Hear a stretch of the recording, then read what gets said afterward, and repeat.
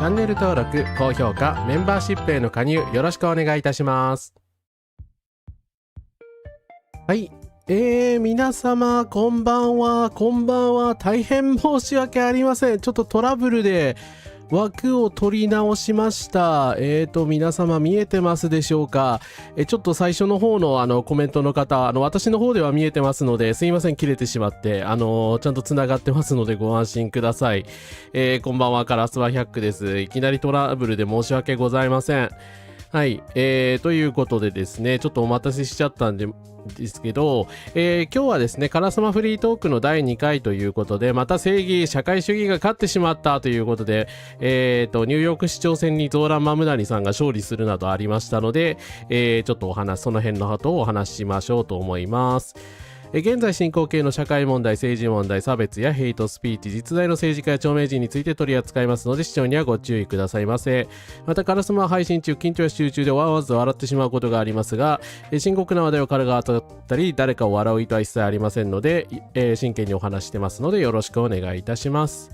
はい、ということでですね、すいません、前のですね、ちゃんとチャット欄に書いてくださった方もありがとうございます。ポークさんですね、ペタさん、ラートンさん、ショウガさん、伊沢さん、ミニラトルさん、エドガーポーさん、もちもちさん、マヤエフさん、キアミフさん、ドセークさん、ヤカマケンタさん、ウシオさん、パフィンさん、NF104 さん、こんばんは、コンカラスです。来ていただいてありがとうございます。ちょっと無事ですね、移動できたらよかったんですけど、本当申し訳ない。はい。すいませんでした。はい。なんか原因がわからないんですけど、なんかOBS の、配信ソフトの方でスタートボタンを押したんですけど、配信がなぜかスタートしなかったので、ちょっとやり直させていただきました。はい。ということでですね、ちょっと最初待機中の時にですね、ちょっと流れてしまったんですけれども、ポークさんからですね、非常に鋭いコメントいただきまして、マムダニの演説でですね、確かに先住民の方々へのちょっと言及が少なかったんですよね。確かにそれ私もちょっと気になっていたところではあったので、はい。まあ、ですね、その辺の話もちょっとしていこうかなと思います。はい。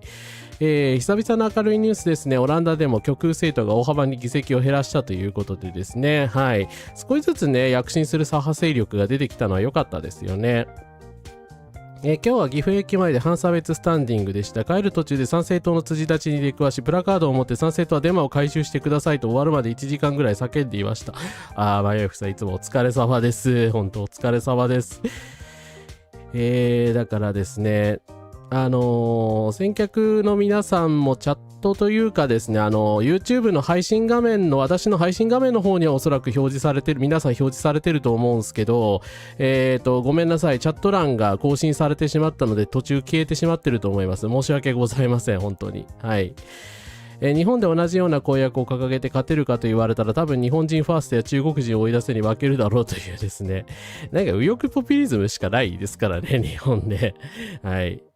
アメリカ連邦政府の議会に先住民専用の枠を一定程度設けた方がいいかもと思ってます。そうですね。そこは本当ね、もうちょっとマムダニにも研究してほしかったところでは確かにありますね。はい。ポークさんすいません。ちょっと流れてしまって本当に申し訳ない。よかったらこっちにも書き込んでみてください。聞いてましたら。はい。ということでですね、ちょっとまあ、それも含めてですね、お話ししていきたいと思うんですが、まあフリートークなのでですね、途中から話が別の話に転がっていくかもしれないんですけど、はい、ですね、まあ皆さん、知ってる通りというか、ゾーラン・マムダニさんがニューヨーク市長選に勝利しました。おめでとうございます。おめでとうございます。なんか久々の明るいニュースでしたね。はい、対立候補に巨額の献金をした億万長者に打撃ということで、ゾーラン・マムダニがニューヨーク市長選挙でアンドリュー・クオモを破りました。多くの億万長者が彼に対抗するために多額の資金をつぎ込んだにもかかわらずこの結果となりました。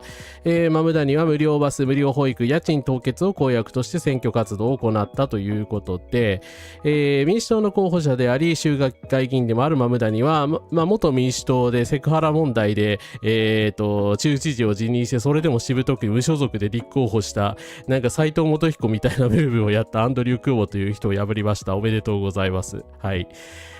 マムダニは、ニューヨーク市初のムスリムの市長となり34歳ということでですね、民主党の若返り感が、受け入れられたのかなという面はあります。で、マムダニさんなんですけど、まあよくですね、トランプは共産主義者みたいなこと言ったことで、まあ今日本でも割と騒ぎになってるんですけど、自らを共産、主義者ではなく、共産主義者ではありません、この人は。民主社会主義者と表示しているマムダニさんは、労働者階級のニューヨーク市民のための生活費負担軽減を公約に掲げ、無料バス、無料保育、家賃凍結などの政策を提案し、受け入れられたということですね。はい。ニューヨークもね、インフレでですね、土地の値段とかがとんでもないことになっているので、このままではですね、賃貸も住めないという、感じになるということで、そうした現実が受け入れられたのだと思います。はい。ですね。だからなんか普通に真正面からね、その左翼的な政策を掲げてですね、勝っているので、左派政策をね、掲げてる人は勇気づけられたと思いますし、なんて言うんですかね、別にその共産主義でもなんでもないんだけどなという感じですよね。アクエリアスウッチャン参考カラスです。どうすれば勝てるのでしょうかねって、いやー、やっぱ悩ましいというか、日本の場合やっぱり政治システム自体がね、ちょっと問題あるっていうかメディアの力が強すぎるから、やっぱり今のテレビで空中戦みたいなのをやめないとダメじゃないかなという気がしますよね。はい。とはいえ、今更トランプが倒れて、例えばこの人が大統領になったとって2度もトランプをくれるのは信用できるかと言ったらっていう。まあその辺なんですよね。結局民主党自体が生まれ変わらないと、マムダニがいくら頑張っても無理だろうっていうのは言えるとは思います。所詮一市長なので、はい。まあその辺は後で話しますね。いやー、左派の市長羨ましいですよね、本当にね。日本では数えるぐらいしかいない。はい。日本の右翼の人たちは何なんでしょうね。やっぱりトランプ支持者だからで、あんな感じになっちゃってるんでしょうかね。なんかこんなにマムダニに対する嫌悪感をあらわにすると思わなかったですね。まあ彼らって基本テレビから情報を得てるから、まあテレビ局とかが結構バンバン報じてるじゃないですか。だからね、テレビ局が報じたことで彼らのイスラムフォビアが刺激されたのかなと思いますけど。いやだからトランプもそうだけどね、共産主義ってただのレッテル張りなんですよね。共産主義者じゃねえっつってんだろって何回説明しても分かってくれないんですけど、はい。当選後の演説でそうですね、ニューヨークはあなたたちのものだっていうような演説をされてたんですけど、ただね、ニューヨークってもともともちろん当たり前ですけれども、レナペ族とかのね、ネイティブアメリカンの人たちの土地だったわけなんで、まあその辺の言及がなかったのはね、ちょっと確かに問題はあったかもしれないですね。はい。蓮舫さんが勝つよりもね、ある意味すごいと思いますよ。だってね、やっぱりイスラムフォビアをね、打倒したわけですからね。はい。確かに蓮舫さんもね、ミソジニーで負けてしまった、女性差別で負けてしまったところはあると思うけど、はい。民主党中道派と左派が割と分裂し始めてますね。そうですね。それ、本当にね、民主党自体が崩壊する可能性もゼロではないくらいに、マジでちょっと分裂気味なので、はい。ですね。まあ、サンダースはね、ようやく後継者らしき人が、後継者になりうる人が来てね、よかったでしょう。ほっとしたでしょうね。はい。まあ、AOC もいるけど。うん。日本共産党の政策そっくりですよね。そう。掲げてる政策は確かに同じなんですよね。社会民主主義とちょっと、健太さんいるんで、ちょっと触れておきたいんですけど、私の定義ですよ。私の定義っていうか、まあ、あくまで辞書的な定義なんですけど、民主社会主義者と社会民主主義者と共産主義者の違いって皆さんなんかわかります？いや、私も確かにそう言われてみればあんまり深く考えたことなかったなと思うんですけど、まあ、辞書的な定義というかですね、思想的な系譜でいう定義で言うと、私は社民主義者ですけど、社会民主主義者は、まあ、基本的に資本主義のシステムをですね、破壊しようとは思ってないので、私もそうですが、まあ、北欧のようにね、社会主義システムを維持した上で、社会主義的な政策を、実施すると。まあ、例えばこういうね、無料バスとかね、無料保育とか家賃凍結とか、資本主義を維持した上で、社会主義的な政策をやるっていうことなんで、まあ、ムダニが今掲げたのは社会民主主義政策だと思います。はい。で、民主社会主義者っていうのはどういう人かっていうと、民主主義をさらに推し進めることにより、世界を社会主義化しようとしている人たちですね。だから、まあ、ある意味革命派なんですよ。革命を望んでいるので、で、革命の果てに社会主義の世の中が来ると信じている方々ですね。はい。で、まあ、日本共産党さんは皆さんも知っての通りですね。資本主義が発展すると社会主義の段階を経て、さらに共産主義というのに、向かうということで、マルクスのですね、願った共産主義の社会がさらにその先にあるのだということなんで、まあ、もう一段、二段階革命的な、もう一段先に進んでいる人たちですね。はい。なのでですね、その辺革命を望むか望まないかで、まあ、社会民主主義と民主社会主義、共産主義の人たちは違うと思います。私はその革命主義者ではないので、そこは日本共産党さんともマムダリとも違うと思うし、まあ、私は保守的だと思うんですけど、そう考えると。はい。まあ、ただね、私みたいな人間も含めてね、トランプはみんな共産主義者っていうわけですよ。はい。だから彼らって区別ついてないんだよね。はい。環境主義が行き過ぎて再分配や累進課税といった制度さえ共産主義に。いや、そうなんですよ。だからね、累進課税とかね、再分配しましょうみたいなこと、社会民主主義者の私とかが言うじゃないですか。そしたら資本主義のことも1ミリも否定してないのになんか、共産主義者っていきなり言ってくる。いやいやいやいや、共産革命は目指してない。で日本共産党さんに対して共産主義者って言ったらそれは共産主義者だから正解だけども、まあ、いきなりだから全ての会社が資本主義の会社がなくなり全てが公有化される社会っていうのをさ、いきなり二段飛ばしで行こうとしてるわけじゃないでしょ。だからそんなことを実現しようとしてる勢力はね、ほぼいない、今ほとんど世界中にいないわけじゃないですか。だからね、やっぱり何も理解してないんだなっていう気がしますし、まあ中国がね、共産主義じゃでも何でもないのに共産主義みたいなことを言ってるのがダメだと思うんですけどね。あれはもはや共産主義ではないので、はい。ただの全体主義ですよね。リベラルから評判の良い稲村氏自体は新自由主義的政策を重んじると。なんだっけ。元彦のね、対抗馬として出てきた稲村さんはね、もうちょっとね、リベラル寄りでもよかったぐらい、かなり保守的な人でしたよね。だから、その差別的なことにも対してもあんまり否定的なこと言わなかったんで、そこは良くなかったなとは思いましたね。いじめの構造、内藤浅尾先生ですね。読み始めているんですが、学校内で生徒たちが築き上げている秩序がそのまま限りなく拡大して覆われ尽くしているのが現代の日本社会のように感じられ、差が掲げる普遍的ヒューマニズムはどこまで通用するのかと。いや、そうなんですよね。ああいうなんかその、内藤先生の言うところの自然的な秩序みたいなのがね、そのまま社会に出てしまうとこうなる、こういう世界になるっていう感じですよね。トランプの共産主義じゃ単に自分に歯向かう人間。はい。ゴゴブリンさん、今からです。民主社会主義と国家社会主義の違いを答えよって。国家社会主義は社会主義ではありません。はい。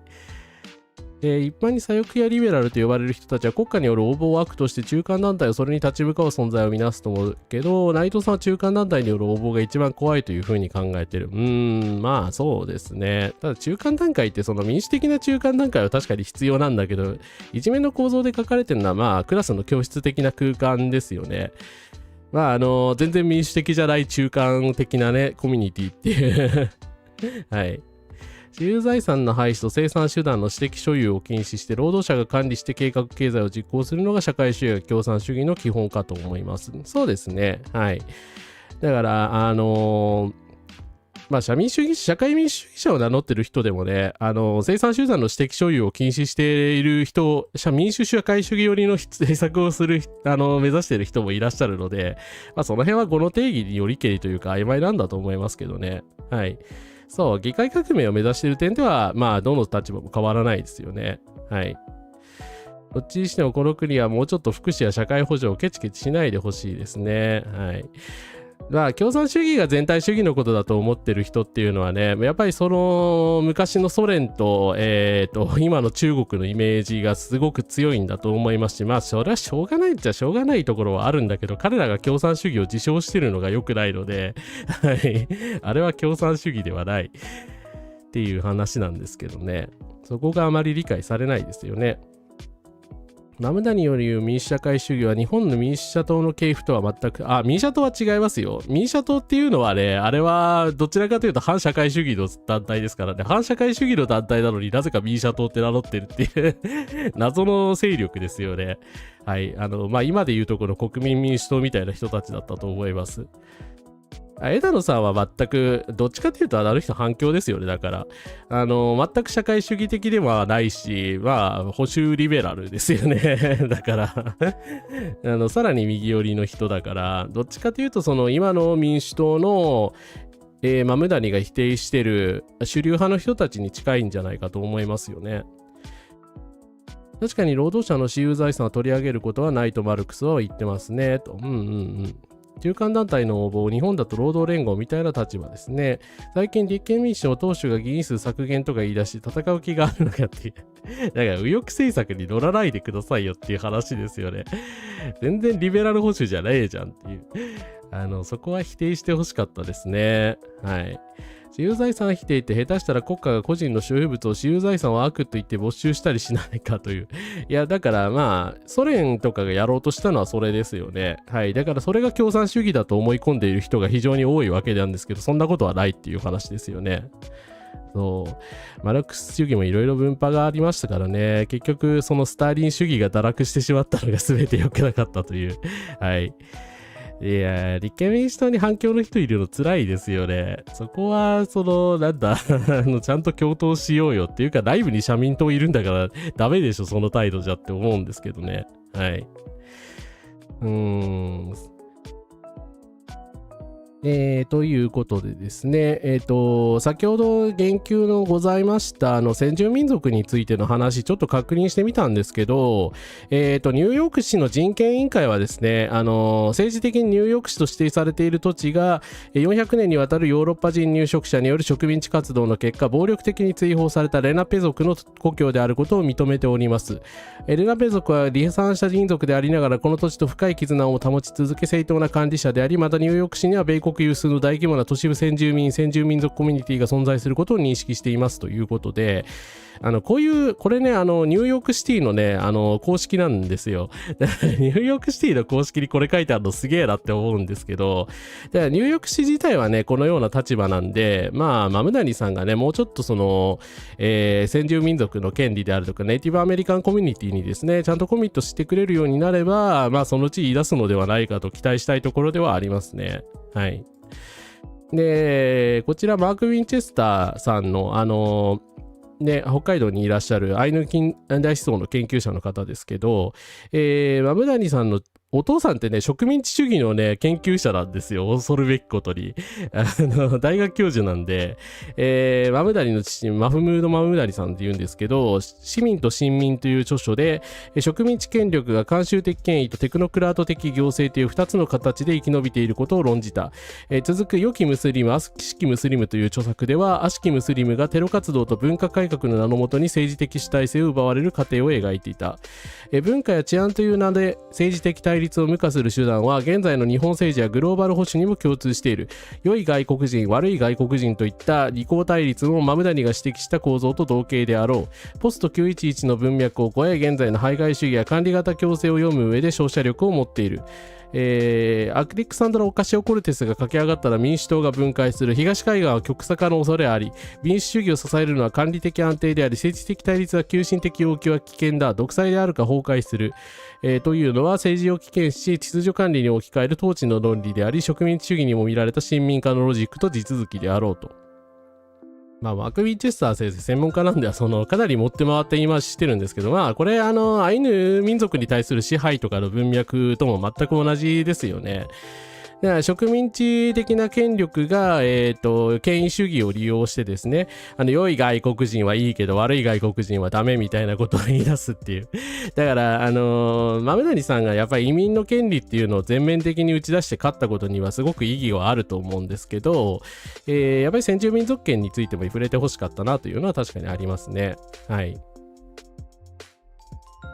今こそ対決姿勢を鮮明にした方が映えもいいのに。いや、ほんと対決する気ないですよね、野田さんね。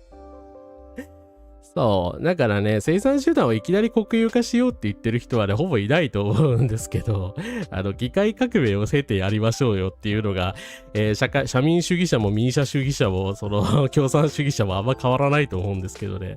その辺が全然理解していただけないですよね。はい。北海道庁の公式ホームページ、北海道庁にこんなこと、昨日聞いたこと書いてあったかな。一応アイヌ民族の人たちのことは確かに書いてあるんだけど、いやー、ほんと北海道庁もうちょっとしっかりしてくれよって感じですよね。はい。いや、レナペ族のことは私もよく知らなかったですね。はい。ニューヨーク市はね、やっぱりこういった先住民族の方々が、当然ですけども、所有してた土地だったということですよね。そう、お母さんがですね、マムダニってインド系なんですけど、お母さんがインド系の有名な映画監督で、カンヌとか受賞したことある人なんですよ。だから確かに超エリートの家系って言えば超エリートの家系ではあるんですよね。はい。文化エリートですよね、いわゆる。だから、そういう意味ではね、恵まれた人ではあるんだけれども、ただね、それでもね、文化エリートだったらいきなりニューヨーク市長に移民の立場からなれるのかっつったらなれないので、はい。すごいとは思います。はい。生産集団の共有って単なる会社やんって生産集団の共有はだから資本主義者がいっぱいたくさんやってますからね。生産主義者を社会的に共有するのが、生産集団を社会的に共有することの何が悪いのかという話ですよね。ニューヨークは振り幅が大きいが、それ以外にも反トランプ候補がちょくちょく、そうですね。これから言いますけど、民主党の候補が次々当選してます。ニューヨークのテノを作ったのは先住民だそうです。もともとカナダとの国境付近に住んでいたそうで。なるほど。あれを、直接的にビルディングというか建造したっていうことですか？その辺知らなかったな。どの主義も搾取をなくそうは一緒ですね。そうですね。社民主義者の人がね、搾取をなくそうって言わなかったら終わっているので、はい。大体、そうだと思いますが。ということでですね。ただね、結構、私は圧勝じゃないか、我がね、社会民主主義はみたいな、民主社会主義だけど、思ってたんだけど、そうでもないですよね。結構、開票率 91% の段階で今、結果が出てるんですけど、結構微妙で、結構危ない。クオモが 41% まで迫ってたんですよ。で、マムダニが半分取って 50% なんですけども、共和党のスリワっていう人が話にならなかったとはいえ、クオモさんがね、もうちょっとなんか、そのヘマとかしてなくて頑張っていたら、もしかしたらですね、負けていたかもしれないっていう、やっぱり結構ギリギリの戦いではあったみたいですね。で、なんかこれ多分ね、若い層の人たちの投票率とかが出たデータで、私も最初これを真に受けてたりしてたんですけど、マブダニさんが 71% でクオモに 13% しか入れなかったみたいなデータが出てきて、で、それを見てね、このポッピンココって親ロシア派の極右なんですけど、参政党のデマとか流してた人ね、なんかジョージ・ソロスがですね、またそういう話かと思うんだけど、ジョージ・ソロスがマムダニに密かに金をやって、このですね、驚異的な支持率を生み出したのだみたいなことを一生懸命主張されているんですけど、そんなジョージ・ソロスにしてはしょぼくないですか9% 差なんですけど割と危なかったよね。71対13にいきなりだったら確かにさ、ね、どんだけ差ついてんのって感じはしますけれども、さすがにそこまでの差はつかなかったですね。はい。病打ちの職人として重宝されたんですね。なるほど。そうですね。今、検索してみましたけど、カナダとの国境付近に、暮らしていたモホーク族の人々が建設に深く関わり、イロコイ連邦を構成する6部族の一つで、今はカナダ・オンタリオ州東部及びケベック州にまたがる地域に、伝統的な居住地を住んでいたと。で、鉄骨組み立て作業員として、活動されてたってことですね。そうですね。なんかアイヌ民族の方もそういう、兵役もそうだけど、危険な労働とかに従事してたりするんですよね。だから先住民族の方が確かにこういった、1900年代の最初とかに建てられた大規模建造物に、関わってるっていうのは確かに納得のいく話ではあるけどでもそれだったら余計やっぱりこういうのにはね、マブダリはもうちょっと触れてるべきでしたね。確かにその批判はその通りだと思います。はい。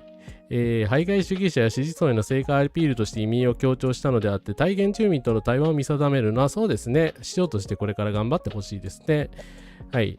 スリワ、共和党のね、でもスリワさんってね、結構スポーツマンシップのある人でね、今日もあまりにもひどいって言いつつ、マブダリのことはね、それなりに認めてて、マブダリに唯一祝電を送ったのスリワなんですよ。だから、共和党員だから、差別主義者なんだと思いますけど、私もよく知らんし、あんまりね、でも、SNS では知ってなくったし、マブダリのファンからもそんな嫌われてなかったですね。だから、クオモがね、クオモの支持者たちがめちゃくちゃ悪くて、すっげえ嫌われてましたね。はい。それ後でちょっと言いますけど。共和党の議員がひどい動画上げてましたね。後でちょっとお見せしますが、流しませんけどね、マジでひどかったですよね。だから共和党の議員とかトランプにね、応援されてたからね、クオも大体オウンゴールだったんですよ。こんな応援団ならいない方がマシだろっていうレベルの人たちがたくさんクオも応援していたので、はい。ですね。クオモさん一応民主党なんだけどね、もともと。いや、トランプを応援したのは確実にマイナスだったと思いますよ。ね、本当にね、今日も足引っ張ってるだけだったからね。共和党の支持が減ってるのは良いことですね。はい。アメダリさんの政策を実現できるよりビリオネアが協力してくれるといいんですが、いや、そこですよね。さっきのビジネスインサイダーの記事だと、最初はね、やっぱりすげえ敵対的だったみたいなんですよ、本当に。ただ、JP モルガンって大規模な、投資銀行あるじゃないですか。JP モルガンの CEO がですね、マムダに支持を表明したりとか、元マッキンゼーの幹部の人たちが、いや、たまに社民主義的な政策でも良いではないかみたいな、割と態度を軟化させているらしくて、マムダニもマムダニでいろいろ妥協してるっぽいんですけど、ただね、政治献金をもらったりとか、もちろんそういったことはないんですが、ただね、逆に不安になるっていうか、いや、この人たち、マムダニをコントロールしようとしてないっていう、ちょっと疑いもあるんですけど、必ずしもですね、ニューヨークのビジネス界全員がマムダニを嫌ってるというわけではないってみたいですね。ただ敵対的な人の方が圧倒的に多いですけど、はい。いや、どうなんでしょうね。トランプ本当に州兵送ってくんのかな。あいつね、当選したら送るって言いましたからね。ふざけるなよって感じですけど。武力で民主主義を潰したらおしまいでしょって思うんですけど、でもトランプなのでね、全く民主主義的なそういう常識は通用しないんですよね。はい。いや、今の共和党は本当マガファンクラブですよ。ただの。はい。だからトランプが何言ってもイエスっていう人たちだから。ビリオネアが存在してること自体がそうですね、資本主義の間違いですからね。はい。で、ひどいちょっとツイートをいくつかお見せしたいんですけど、ニューヨークポストという、週刊誌がね、昔から、変なヘイトデマとか流したりしてる、日本でいうところ週刊新潮みたいな立ち位置なんですけど、パニックモードのニューヨークポスト、もはやある種の芸術を感じる仕上がりとしてマムダニの支持者にも非常に人気が高かったけど、売り切れるスタンドが続出しているらしい。多分額縁に入れて飾るように購入されてるって。これマムダニの選挙当日のやつなんですけど、On your marks, get set, zo! ソーシャリストのマムダニみたいなですね。ひどい。いやー、でもここまで来るとちょっと笑けてきますよね。マムダニの宣伝になってるだろ、これっていうですね。この手のオウンゴールが非常にクオモ陣営多かったので、かえってマムダニの人気を補強することにしかならなかったというのはあると思います。なんでここまでしたんだろうってこれはやりすぎだと誰も言わなかったのだろうかという感じですよね。はい。真面目にそれやったらアメリカ分裂はできそう。いやー、さすがに武力行使はね、しないと思いたいですけどね。ニューヨークは州知事もいる。ニューヨーク州のニューヨーク州知事も民主党なので、さすがにトランプそこまでできないと思いたいですけどね。はい。良い宣伝、ナザレンコかって。ナザレンコかって。いや、R が左右反転してんのがまた味わい深い。反響のセンス世界共通してますよね。いや、レホーさんもこういうの作られてたからね。ほんとセンス一緒だよね。はい。公明党さんはね、過去の行いを反省してほしいと思いますよ。はい。マルクス主義者じゃないだろって。そうそこからして間違ってんだよな。なんか共産主義者じゃないって何回言ったらわかるんだよって。社民主義者だから。いや、民主主義者だけど。いや、民主社会主義者と社会民主主義者は確かに定義によりけりで同じだっていう人もいるから、同じ定義で使ってる人もいるから、それを使い分けできないっていうのはしょうがないと思いますけど、私もよく間違えるし、共産主義者は共産主義者であって社会民主主義者じゃねえからっていう話ですよね。いや。かまとちのシンボルを見ると例のイントロが脳内再生されますね。あとちょっと次のはその非常に醜悪な、先ほどですね、参政党ぶっ壊すさんが多分言及されてたのこれだと思うんですけど、動画なんで流しませんが、ちょっとご閲覧注意なんですが、これはね、まだ笑えるじゃないですか。でも次のは笑えないんですよ。Wake Up New York というですね、こいつなんかね、前にもこういうヘイトポストをした共和党のすごいろくでもないマガ議員のアンディ・オグルスっていう人なんですけど、ニューヨークのね、だからツインタワービルの崩壊の時の映像をわざわざマムダニの選挙当日に投稿するというですね、まあこれ当たり前ですけど大炎上しても保守派の人たちからもてめえふざけんなよってぶっ飛ばすぞみたいなことを言われまくったんで、マムタニ陣営にとってはオウンゴールにしかなんなかったと思いますが、それにしてもひどいですね。だってプロの共和党員なんですよ。N 国かよって感じじゃないですか。いやいや本当にマガの人たちはひどい。これは日本に例えたら広島県知事を気に入らないやつが当選したから原爆投下の映像を流してるようなもんじゃないかって書いてますけど、まあその通りですよね。だから保守派の人たちもみんな怒らせてしまって、だからね、アンディはすぐこの動画消せやこの野郎って言われたんですけど、未だに消してないみたいですね。はい。いや、ほんと亡くなった人の侮辱ですからね。だからニューヨークにはたくさんご遺族の方とか住んでるのにね、その感情を逆なでするとか考えなかったんでしょうかね。どうしようもないやつですよね。だからほんとテロリズムをおもちゃにしてるのはあなたたちの方でしょっていう話なんですよね。はい。そうですね。豆谷本にも社民主義について説明してる動画とかで、日本語訳してる方とかもいるんで、よかったらチェックしてみてください。結局レッテル割りはハリボテでしかないので何も意味ないんですよね。そう。だから結局ね、ネガティブレッテルを貼って、他にもね、ひどいイスラムヘイトのポストとかたくさんあったんですけど、お見せしないですが、なんとかしてマブダリの評判を少しでも下げようとしたわけですよね。でもことごとくは逆効果だったと思いますね。はい。いや、ほんとなんかね、維新か L 国ですよね。この下劣さっていうか。はい。共産主義者なのにイスラム原理主義者ってそもそも矛盾してますよね。アルカイーダは共産主義じゃないだろっていう。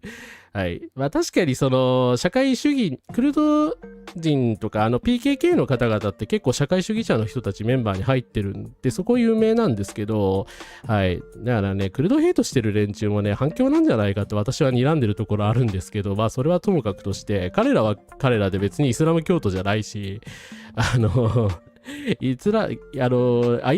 の人たちは確かにイスラーム原理主義だけど、共産主義者じゃねえからっていう話ですよね。IMC さんからです。そう。基本的に唯物論者ですからね。何かの宗教に強くコミットしてるっていう人はほぼいないか、かなり得意な立場じゃないかと思います。はい。藤田文武さんね、なんか赤旗は報道機関じゃないって、赤旗は機関紙だからね、私は陥れられているんだ、罠はだ、これは罠だみたいなことをなんかほざいていますけれども。いや、でも藤田議員辞職しないとね、本当にやばいと思いますよ。だんだん高市さんの足元削っていくと思うから、はい。共産主義の唯物論だけど、宗教差別のことを考えると、共産党と宗教の関係見直した方がいいかもしれないですね。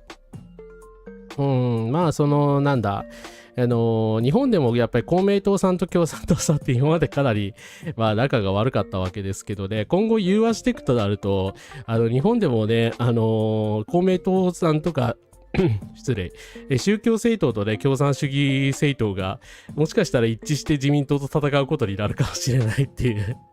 はい。でもそういう政治をやってる国もありますからね。いや、赤旗への侮辱、本当に増えましたよね。なんか、やっぱり高市政権になってからすごいですよね。はい。何やかんやでやっぱり共産党さん常に注目されてますよね。はい。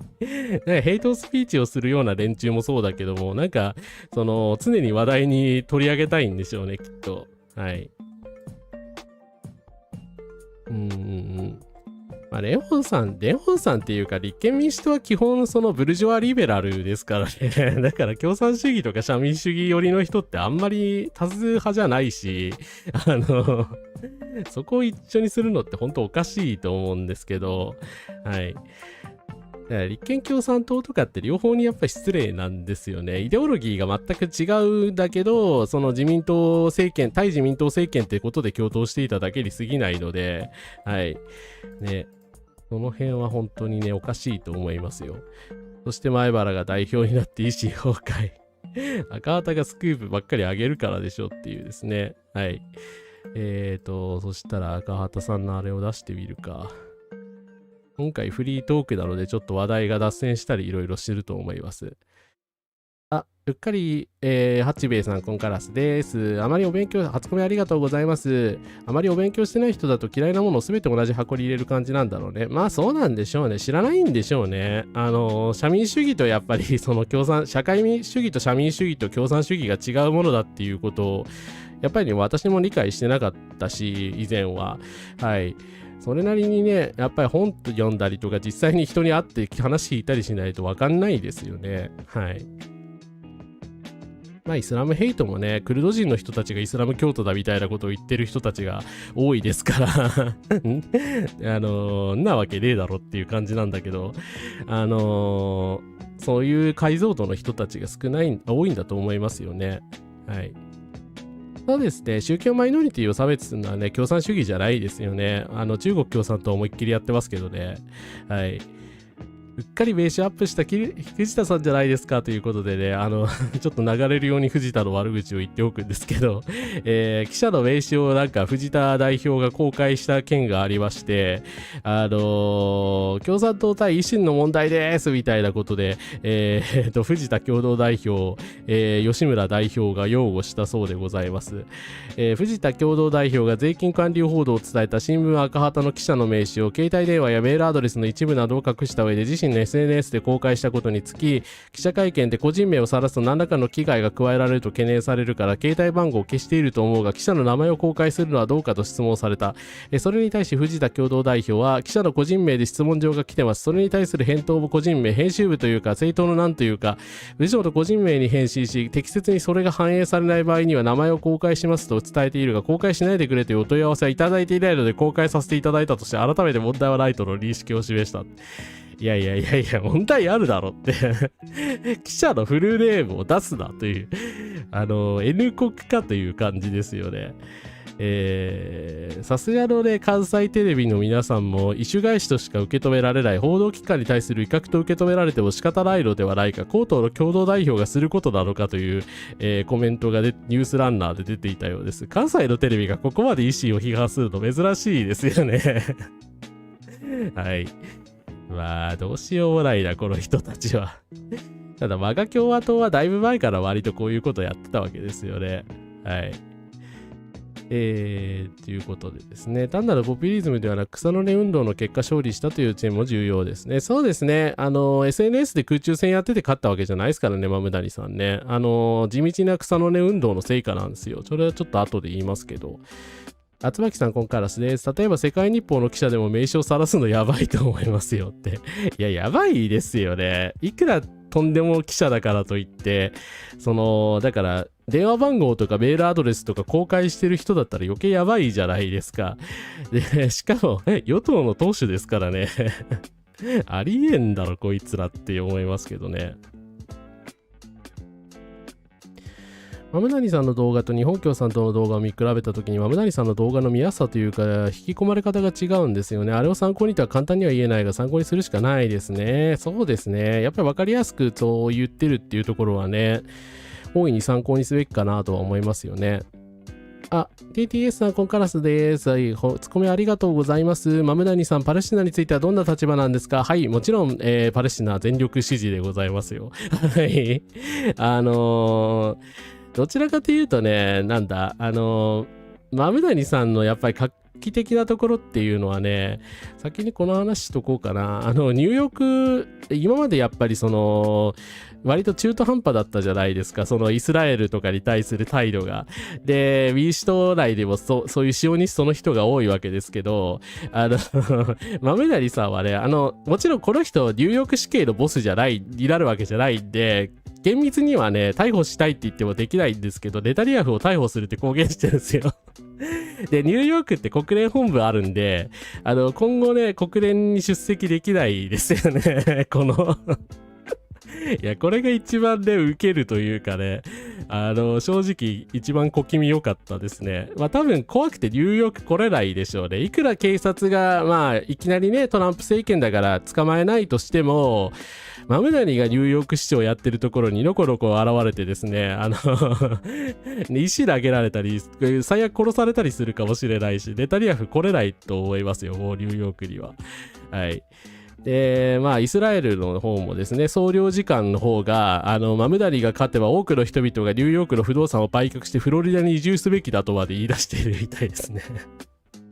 嫌われすぎでしょっていう感じだけど、まあまあ、当然の対応ではあるかもしれない。はい。ということで、ネタニヤフさん、二度とニューヨークに足を踏み入れられなくなった可能性がございます。はい。おめでとうございます。いや、稲村和美さん、極左どころか左翼でさえないですからね。どちらかというと保守でしょ、あの人は。何を言ってんだっていう話ですよね。藤田文武は立花のことを選挙の法律を知り尽くしていて賢い人っていう、中田なんとかさんみたいなね、コメントしてたんだよね。信じられない人ですよね。はい。維新のやつらって大なり小なりやっぱりこうなんだな。割とクリーンなイメージの藤田さんでもこんな感じだからね。もう吉村さんなんて何が出てくるかわかんないですよね。申し訳ないけど。はい。藤田さん、小諸感ひどすぎ。はよ捕まってくださいっていうですね。もうほんと維新議員もですね、ネタニヤフも早く捕まれやっていう話なんですけどね。はい。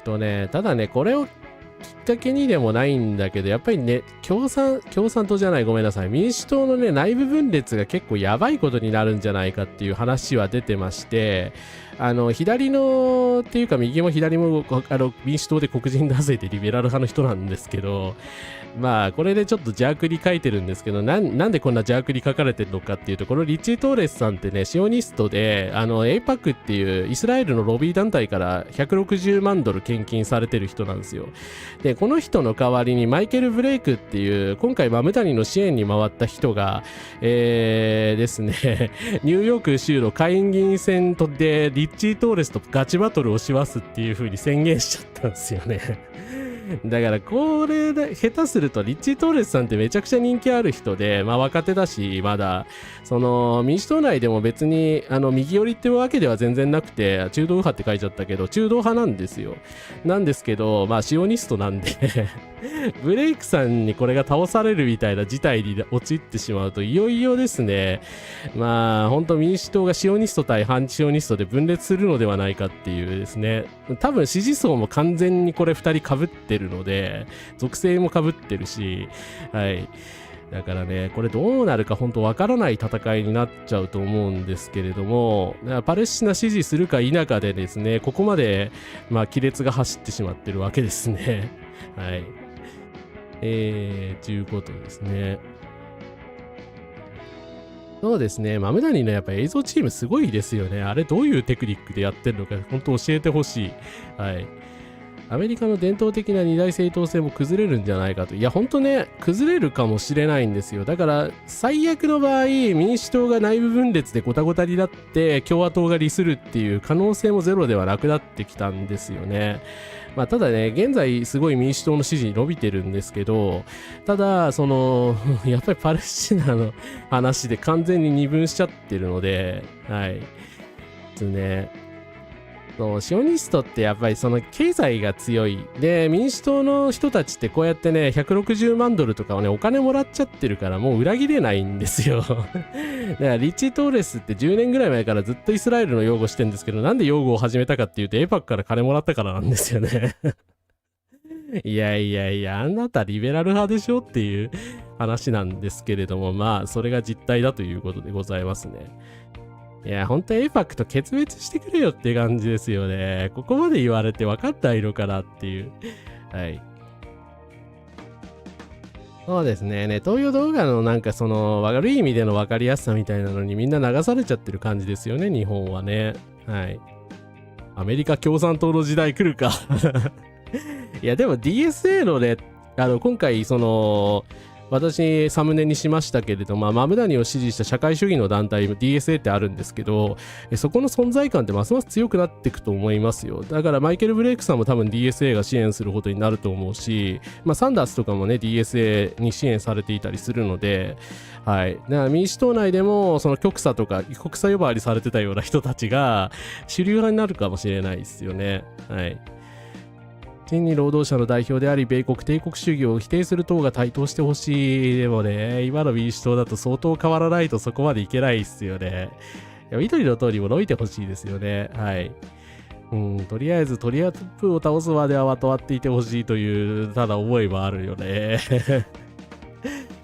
で、まあ、トーレスはね、最近かなりボロカス言われてるらしくて、これ興味ある人は読んでほしいですけど、だいぶ態度が軟化してきて、いや、さすがに子供を産めさせるのはやりすぎみたいなこと言い出したんですけど、遅いよっていう話っすよね。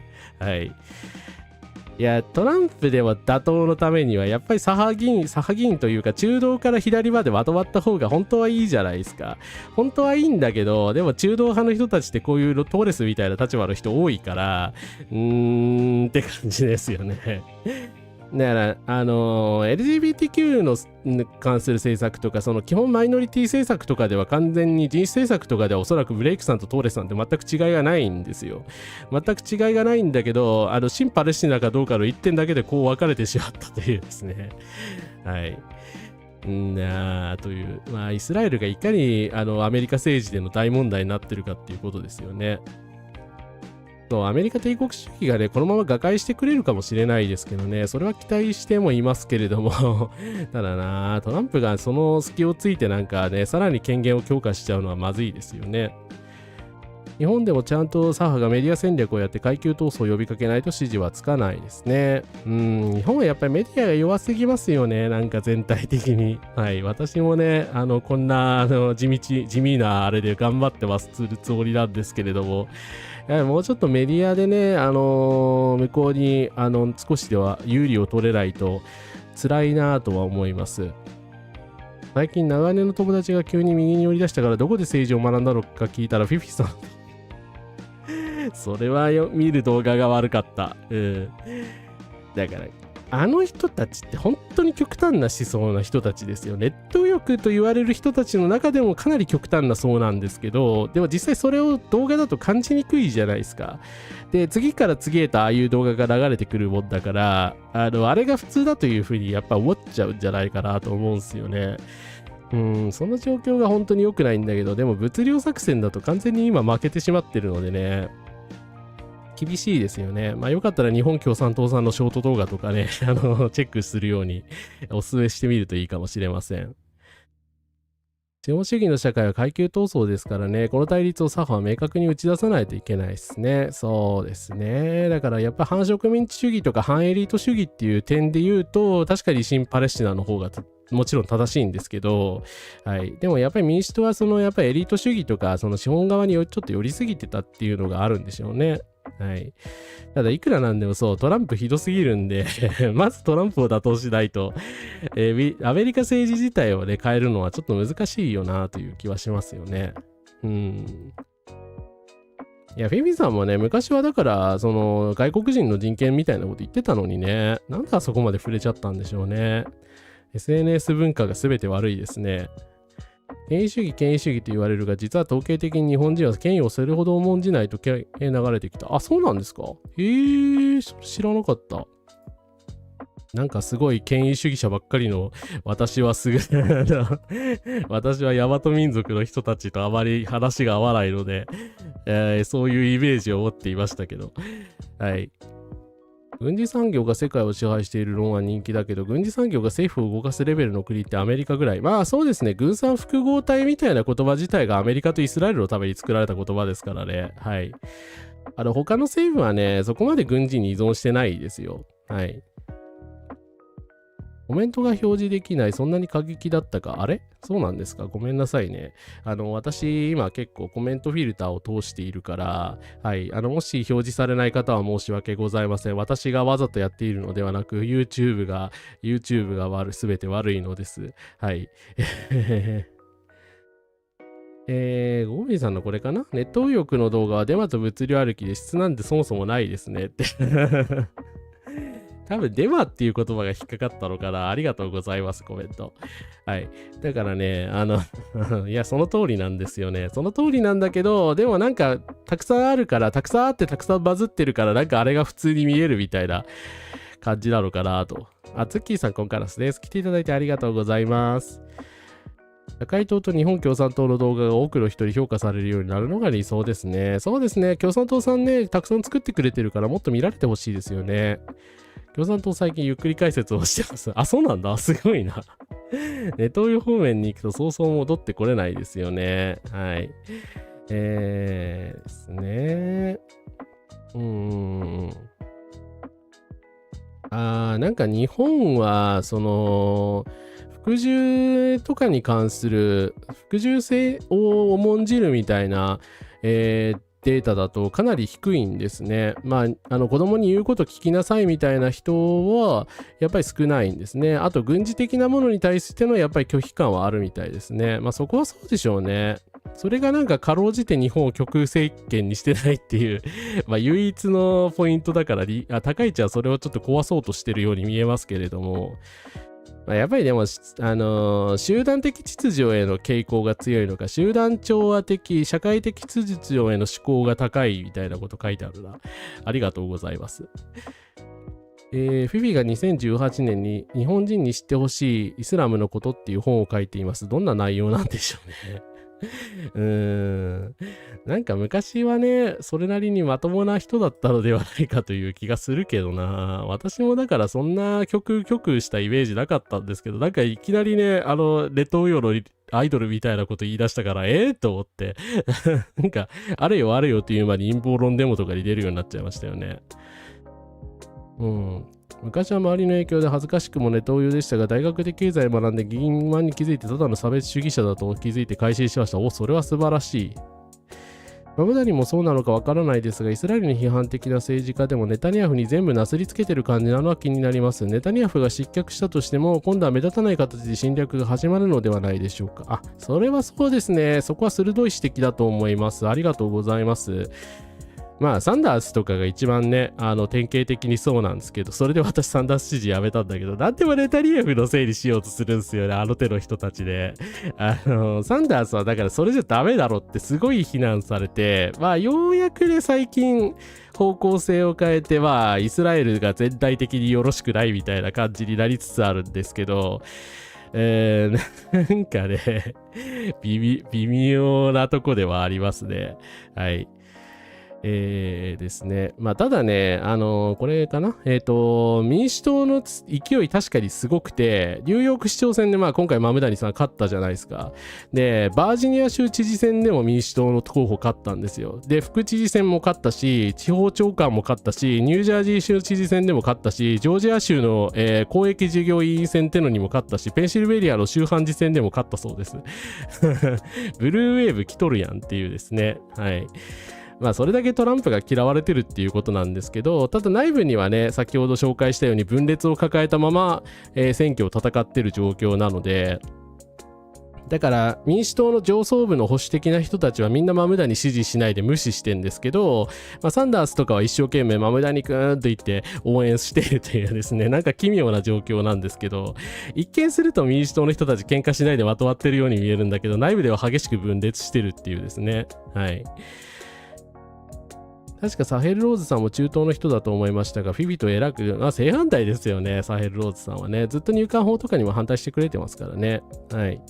首相じゃなくて48年以来の問題ですからね。そう、ネタニヤフのせいに全てするのはおかしいですよ。あいつがやってんだ。もちろん虐殺に関して、今のジェノサイドに関してはネタニヤフのせいだと言っても過言ではないですけど、そもそもナクバ以来でパレスチナ人の人たちを虐待し続けてきたわけで、その延長線上ですからね。はい。いや、サンダースほんと最初ダメでしたね。何言ってんだこの人って思って、さすがにフォロー外しちゃいましたもんね。ひどかったですね。ハマス言い出したし。でもだんだんね、態度を修正しましたよね。傍から見れば陰謀論でも当事者にとって精神安定剤だと聞いて分析構造と孤独の怖さを感じました。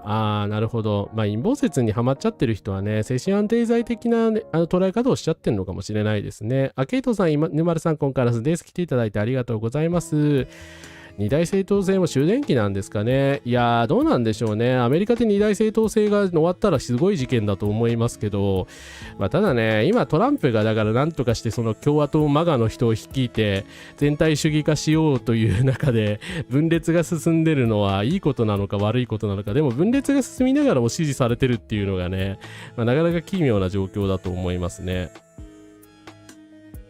そうだったんですね。カラスマさんがサンダース支持やめた理由、いつかちゃんと聞きたいなと思ってたのを思い出しました。いや、なんかこんな形で言っちゃって申し訳ございません。そうなんですよ。いやー、ちょっとね、あまりにもそのガザ虐殺初期の発言がひどかったので、彼。いやーね、マジでだってハマスが悪いみたいなこと言いましたからね、マジで言っちゃうんだ、それっていう。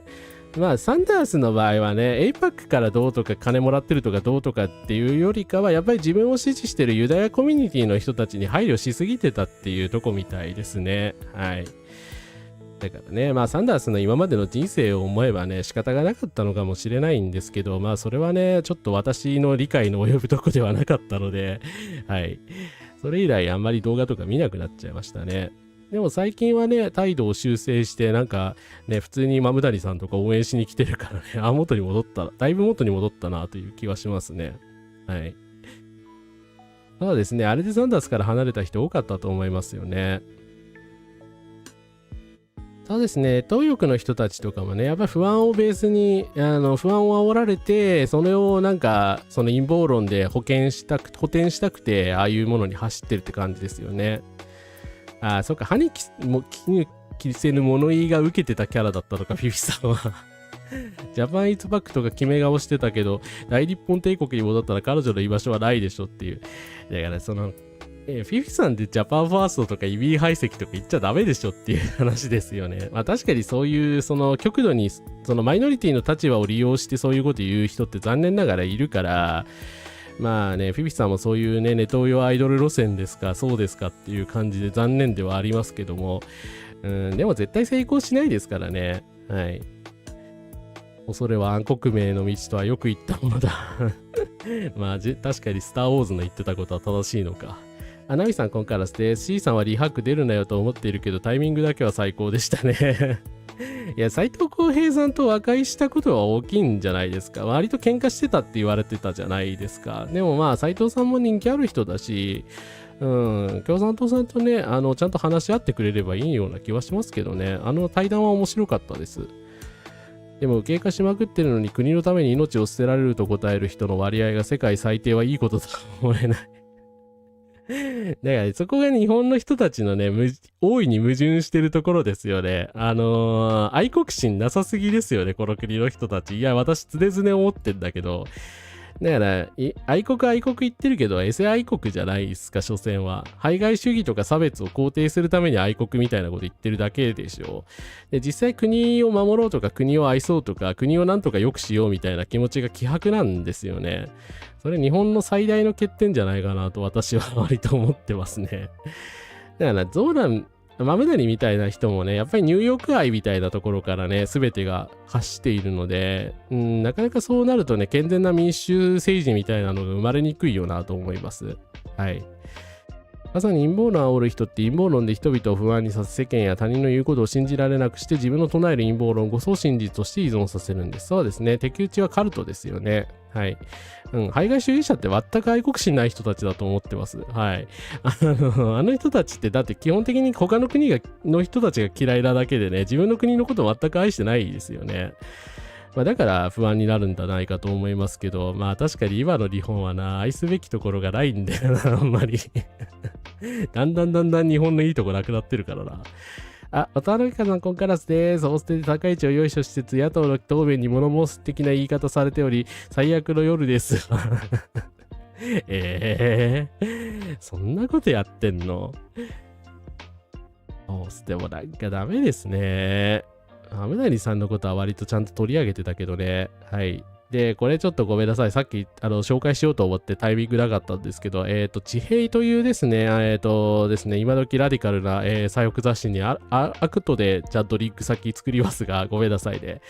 みんなのための自由を私たちは勝ち取れるということで、マムダリのAOC さんとそれこそね、サンダースさんと一緒にやった時の演説が全文載ってるので、これはですね、非常に素晴らしい文章なので、先ほど言ったように、植民地主義とかの言及が不十分なところはあると思うんですけど、まあね、なんでしょう、愛国社会主義民主主義者みたいなのはまあこういう考え方するよなという、感じなのでですね、興味ある人はぜひ読んでみてください。はい。一番いいなと思ったのは、やっぱり献金というかね、国の今のアメリカもそうだけど、日本のシステムみたいなのが、やっぱり資本主義にハッキングされてるというところをちゃんと追求してるところですよね。誰が自由を許されるのかと、この問いを聞いてためらいなく答えられる人もいるでしょう。自由を許されているのは超富裕階級、いわゆるオリガルヒであり、彼らが蓄えた莫大な富は朝から晩まで働き詰めの人たちはかけ離れています。米国の泥棒男爵である彼らはその富のゆえに他の全ての人々より大きな発言権を持つのが当然だと思っています。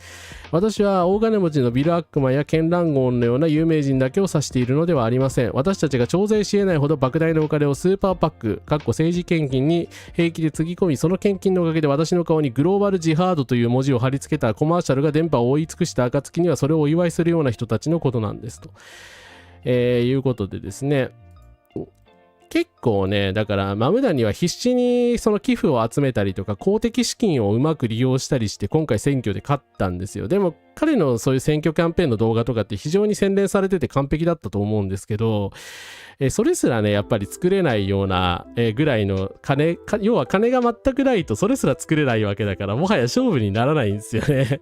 だからマムダリさんの顔にグローバルジハードみたいな顔を貼り付けたねネガキャンをされまくって負けるだけだったので、はい。だからまあ民主主義とやっぱりその金のバランス、民主主義とそれに投じるべきお金のバランスっていうのが今アメリカとか日本では崩れてるのかなと思いますよね。はい。だからそこをね、社民主義者の視点から否定したのは大きいと思います。真面目に戦争を始める首相は、旗持って突撃する法律を作るべきですね。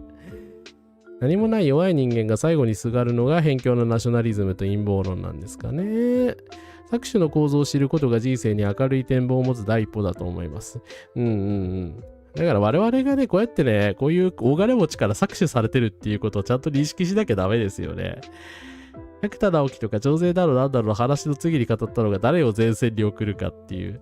もうそんなこと言ってるの。いやー。これだけ日本が素晴らしい国なのが国のために命を捧げるなんて絶対嫌なんですが、私は非国民でしょうか。いや、そんなことないでしょ。そんなことはないですよ。はい。それはないと思いますよ。別になんていうのかな。愛国心がないからダメだとは私は思ってないですよ。それはそうですけど。なんでしょうね。ちょっと難しいんだけど、何もない弱い人間だからナショナリズム、排外主義にはまるっていう。なるほど。すいません。それはね、なんでしょうね。あんまり良くない言い方だったかもしれない。申し訳ない。はい。そういうわけではないんだけど、なんて言えばいいかな。ちょっと難しいところだな。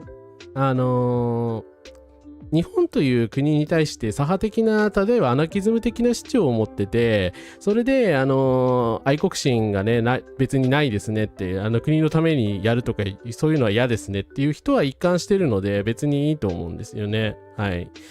だし、弱い人間であろうと強い人間であろうと、そのナショナリズムというものがちゃんと日本の国を守るっていうね概念の元に基づいているものであれば別にいいんだけど、そうではなくて他者とか他の外国とかを攻撃するためにナショナリズムとか排外主義に傾倒してるような人っていうのは実際弱い人間かどうかはともかくとして、でも心をね何かに侵食されちゃってる人だと思うので、はい、それはよろしくないよなっていう話ですよね。私は国家という機関が愛とか好きである対象であるというのは考えられないです。我が国は何もない弱い人間ではなく持っているものが意図的に右傾化を煽ってます。そうですね。だから右傾化を煽ってるのはマムダニが指摘するようにこういうオリガルヒの人たちだと思いますよ。日本もアメリカもそこはね変わんないですよね。彼らはその自分たちの莫大な富を守るためにやっているのであって別に国のこととか何も考えてないので超絶自分勝手な人たちですよね。はい。だから彼らはね本当は国とかどうでもいいんだと思います。そもそも反共主義も歴史修正主義もこの国の保守的な政治家たちが先導してきた経緯がありますね。マルクスの言う常用価値の搾取という概念は全労働者が知っていくべきだと思います。アブソリュートさん、コンカラスです。コマウダニ氏に当選おめでとうございます。ありがとうございます。アブダリの代わりにお礼を言います。そうですね、小林義則さんもね、百田直樹もね、一応名の知れた漫画家とか作家でしたからね、その能力をやっぱり、そのインフルエンス能力をね、悪い目的に利用したことがダメですよね。はい。百田は名古屋の凱旋でカウンターに1対1で殴り合ったらただじゃおかねえぞとかほざいてたから自分で前線に行け。そうですね。韓国とかね、すごい愛国左翼の人多いですからね。私はそれなり結構共感しちゃうんですけど、でも彼らはその植民地主義と戦ってきたっていう自認があるからなんでしょうね。はい。常用価値と知的唯物論の発見が社会主義を科学にしたというエンゲルスの言葉は何度も口にしたいですね。はい。常用価値論すごいですよね。あれをなんかその大昔で発見してたっていうの未だに信じられないんだよ。絶対に搾取が発生するっていうですね。なんでそんなこと知ってたんだろうって思っちゃいますよね。はい。だからですね。まあ私はね、だから左翼ナショナリストだと自分を思ってますけど、ナショナリストじゃないから悪いとは全然思ってません。むしろ今の日本をね、それこそね、国フェチ以外でね、愛するのってかなり難しいことだと思うので、私みたいな人間は変わってんだと思いますよ。極右的な人たちはね、あれはエセ愛国だと思うので、私は全然認めてないので、はい。私もアイスランドとかに生まれてたら多分愛国心の一つとかあったと思う。なるほど。日本の左翼で愛国と言ったら、京浜安保共闘ぐらいかなと。植民地支配した側に愛国心を持つのは難しいですね。沖縄ならともかくですね。そうですね。だから、ストレートな郷土愛だけだとね、植民地主義を否定できなくなっちゃいますからね。そこ難しいとこなんですよね。だから私だって北海道に生まれ育ってるから、やっぱり自分がね、植民地主義者の子孫だっていうことをね、認めた上で考えざるを得ないですし、はい。だからアイヌ民族の人たちからしたら何を傲慢なことを言っているのかっていう感じかもしれないですよね。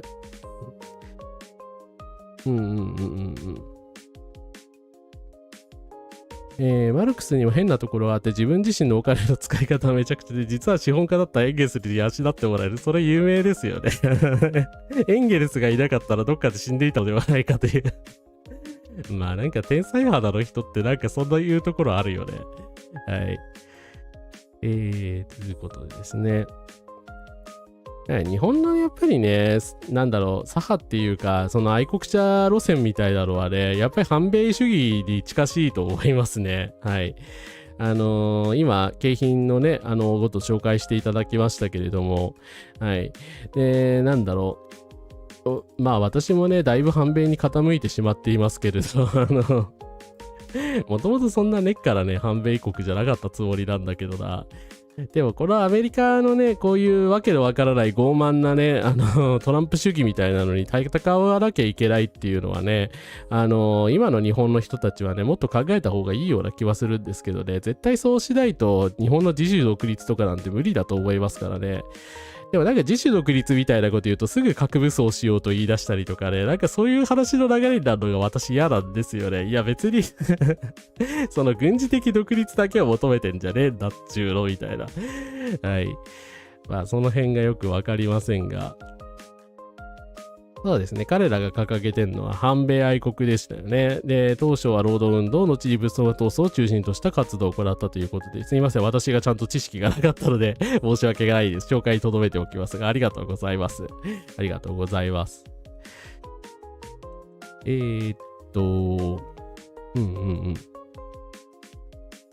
翼の塔をビビって逃げてたみたいですね、百田さんで。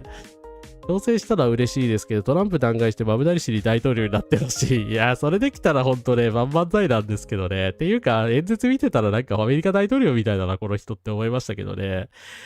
本当はね、バブダリさんみたいな人が大統領の方がいいと思うんだけどな。領土問題で一番愛国的なら日本共産党。それは間違いないですね。それは 100% 間違いない。というか、割とね、愛国路線ですよね。共産党さんもね。自分は何度も言うように日本の制度に対して愛があるかもしれません。国民皆保険と憲法9条や銃刀法などにですと。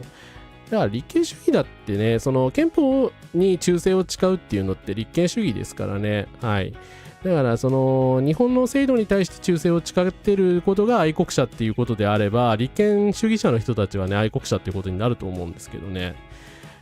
だからそのネトウヨの人たちのやっぱ愛国の定義が歪んでるんだと私は思いますけどね。外国の人たちを嫌ってたら愛国なのかっていう話ですよね。医者の武勇書。エンゲルス資本家でマルクスの論なら敵のはずなのにマルクス最大の理解者で支持者なんだから相当変だっていう。それこそなんか社会民主主義者とね、共産主義者が一緒に頑張ってたようなもんなんじゃないですかね。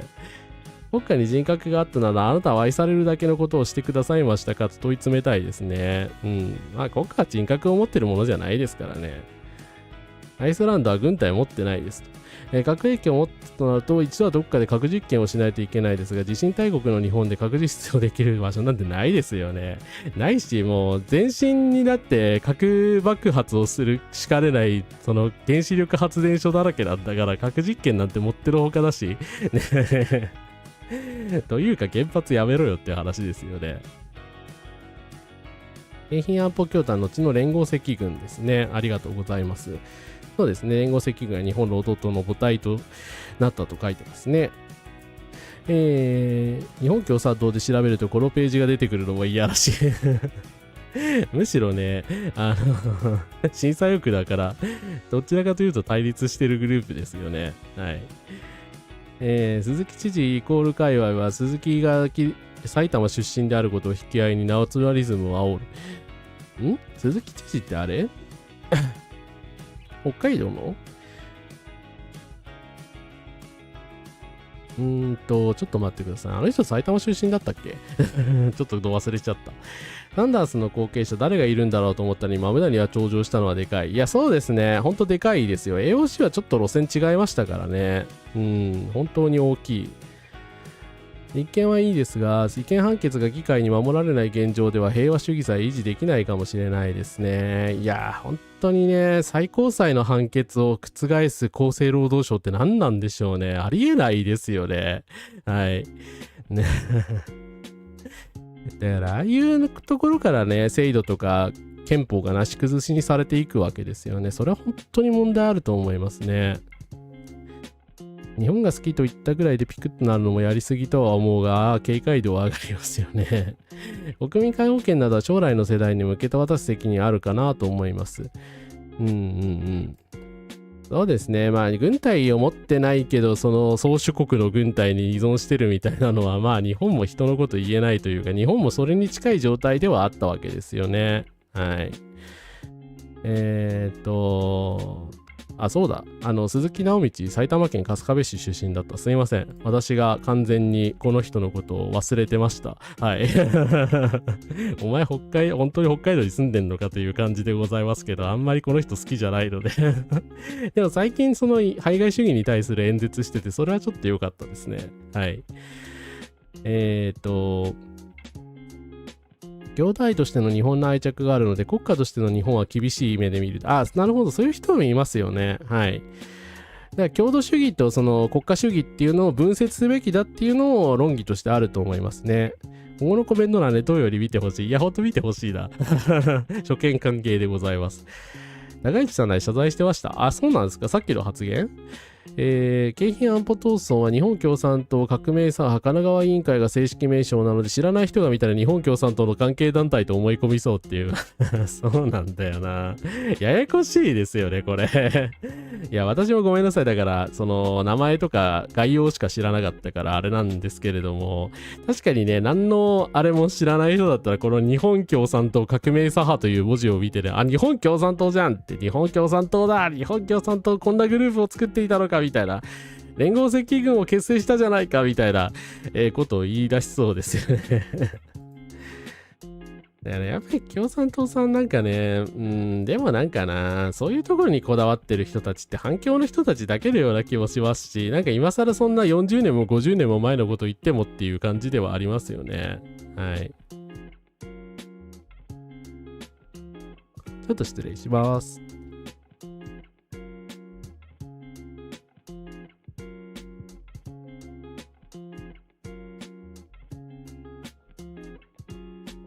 あ、生活保護所長関連で謝罪したんだ。ありがとうございます。教えてくださって。この記事かな、なので日本の審査役と共産党さんは区別してください。生活保護訴訟で政府が初めて謝罪、高市首相深く反省しお詫び、高市早苗首相は衆院予算委で厚生労働省が2013年15年に実施した 10% の生活保護費の減額処分違法として取り消した最高裁判決について違法と判断してこういったことについては深く反省しお詫びを申し上げます。それだったら金返してくださいよ。でも高市が謝るのはちょっと意外ですね。ありがとうございます。このニュースちゃんと見てなかったな。でもなんかね、厚生労働省は全然お金を返す気がミリもないみたいなのでですね、金を返せと思います。はい。はい。ということでですね。3年ニューヨークで業績詰めば次期大統領あり得るか。どうなんすかね。いきなりニューヨーク市長からだったらすごい大出世ですけどね。そこまでいけんのかな。でもオバマでも上院議員経験してるからな。はい。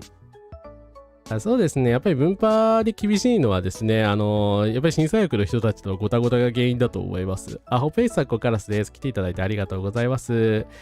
コスタリカも軍隊ないですよね。憲法9条の日があるらしいですね。はい。トビオは共産党は共安監視団体だって折の首を取ったように。高市支持者激怒案件。でも金返さないんだよね。レスつけて全額保証してほしい。高市が謝罪惜しい顔してっていう。だからあなたも原因の一つなんだから、まあ謝罪したのはいいとしても、これだって金返すって言ったわけじゃないんですよね。厚労省の判断の過程及び手続きには過去欠落があったと指摘されたと認めた上で謝罪した。政府の謝罪をめぐっては、原告団が判決から求めてきたが、厚労省は反省の意を示すも応じていなかったと。まあ村山談話の歴史認識を引き継いでいくのはさっきニュースで見ましたがおめでとうございますね、東洋の皆さん。だからそれ以外は今のところ特に書いてないな。でも謝罪して終わりにする気じゃないよね、この人。まさかとは思うけど。ちょっとこのニュース見逃してましたね。ありがとうございます。はい。いや。ハリスまた出るんですか？本当に？なんか、大体民主党内でのこういう分裂が進んできてるじゃないですか。だからハリスダメだろっていうね、多分次やってもまた負けるでしょっていう説が結構出てて、次ギャビン・ニューサムじゃないかっていうね、噂は出てますけれども、どうなんでしょうね。まあ確かにニューサムだったらこういう分裂気味な民主党を無理やりまとめて、ギャビン・ニューサムも結構中道寄りで、左派の人には評判悪いんだけど、まあ、反トランプのね、候補としては一番ね、今頑張っている人ではあるので、はい。ギャビンで一つにまとまるのかなという気がしないでもないですけど、でも結局白人男性にまとめてもらうのかっていうのはなんかムカつくところではありますね。ちなみにギャビン・ニューサムっていうのは今ちょっと適当に喋ってますけれども、アメリカ合衆国の政治家でカリフォルニア州知事でございます。はい。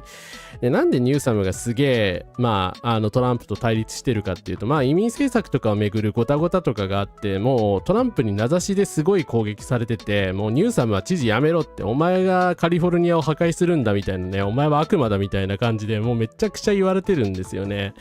ただニューサムは逆にトランプに対してめちゃくちゃ激怒してて、ロサンゼルスにで不法移民取り締まりに対する抗議運動が勃発したんですけど、ニューサムの支持を得ることなく、同意を得ることなくトランプが、独断で州兵の投入を決断したんですが、そのことを強く批判し違法であるとして連邦政府を提訴した。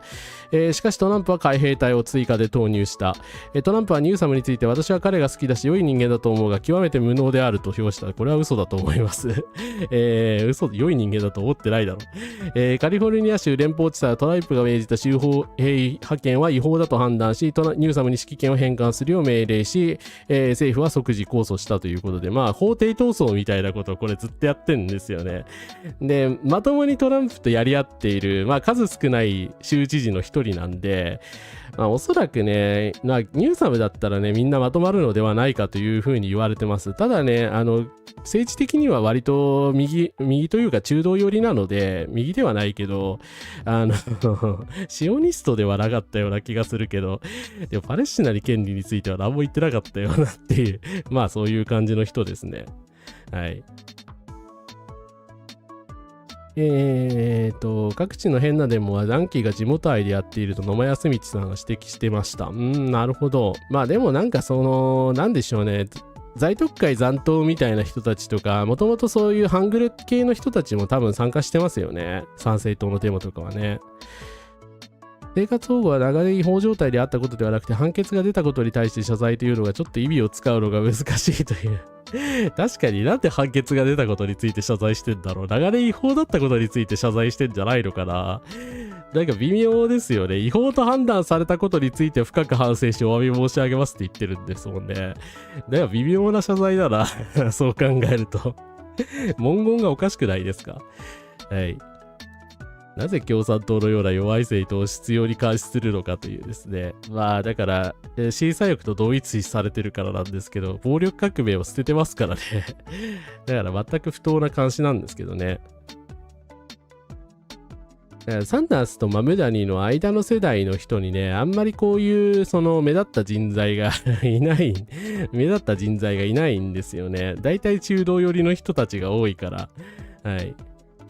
石破は謝罪しなかったが、高市は謝罪したぞと高市支持者はこれだけに言うでしょうね。まあ石破さんも本当はね、謝罪してほしかったですけどね。生活保護訴訟の結果は出てましたからね。トランプに何の能力があるというのか。トランプに好きと言われるのは逆に侮辱してるというか、バカにされてますよね。はい。だから挑発してるんだと思います。でもそうなんですよね。ニューサムにしたところで結局中道派の路線で民主党を率いることになってしまったら、また極右に負けてしまうのではないかという、その不安ですよね。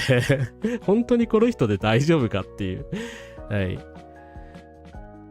LGBTQ の権利についてはそれなりに触れてますよ。触れてますし、ゲイパレードとかにも参加してます。一応彼の名誉のためにということ。ただね、いろんな面でかなり態度が不十分だっていうことを言われておりまして、はい。まあ具体的にはだからトランスライツに対してあんまりよろしくない発言をしていたりするんですけど、まあそういうところがダメな人だというふうに言われてますね。はい。で、まあ一貫してバイデン支持ですよね。はい。まあ、なので、お察しという感じではあるのですが、はい。うっせえな、反省してます。確かにトランプに褒められたらちょっと身の振り方を反省するかもしれないなというですね。だからギャビン・ニューサムはすごい賛否激しいんですよね。いや民主党内でもやっぱり左派寄りの人たちは結構嫌ってたりとか、ニューサムじゃダメだろって感じの人もいるし、まあ、白人男性という属性もね、やっぱり帰れって足を引っ張ってる感はありますよね。イメージ的に。はい。星寄りの感じがしてしまうので、まあ本当はね、だから見た目とか人種でそういうこと言うの良くないと思うんですけれど、アメリカ政治がね、あまりにそういうトランプみたいな白人が多いので、そう思われちゃうのはしょうがないというのもありますよね。はい。だからね、闘争派左翼だったらね、やっぱりマムダニ路線一択なんですよ。ただ、サンダースの後継者ぐらいで、ニューサムぐらいの立場とか、年の人があんまりいないからあんまりいないんですよ。だからね、誰を担げばいいのかみたいな話になりますよね。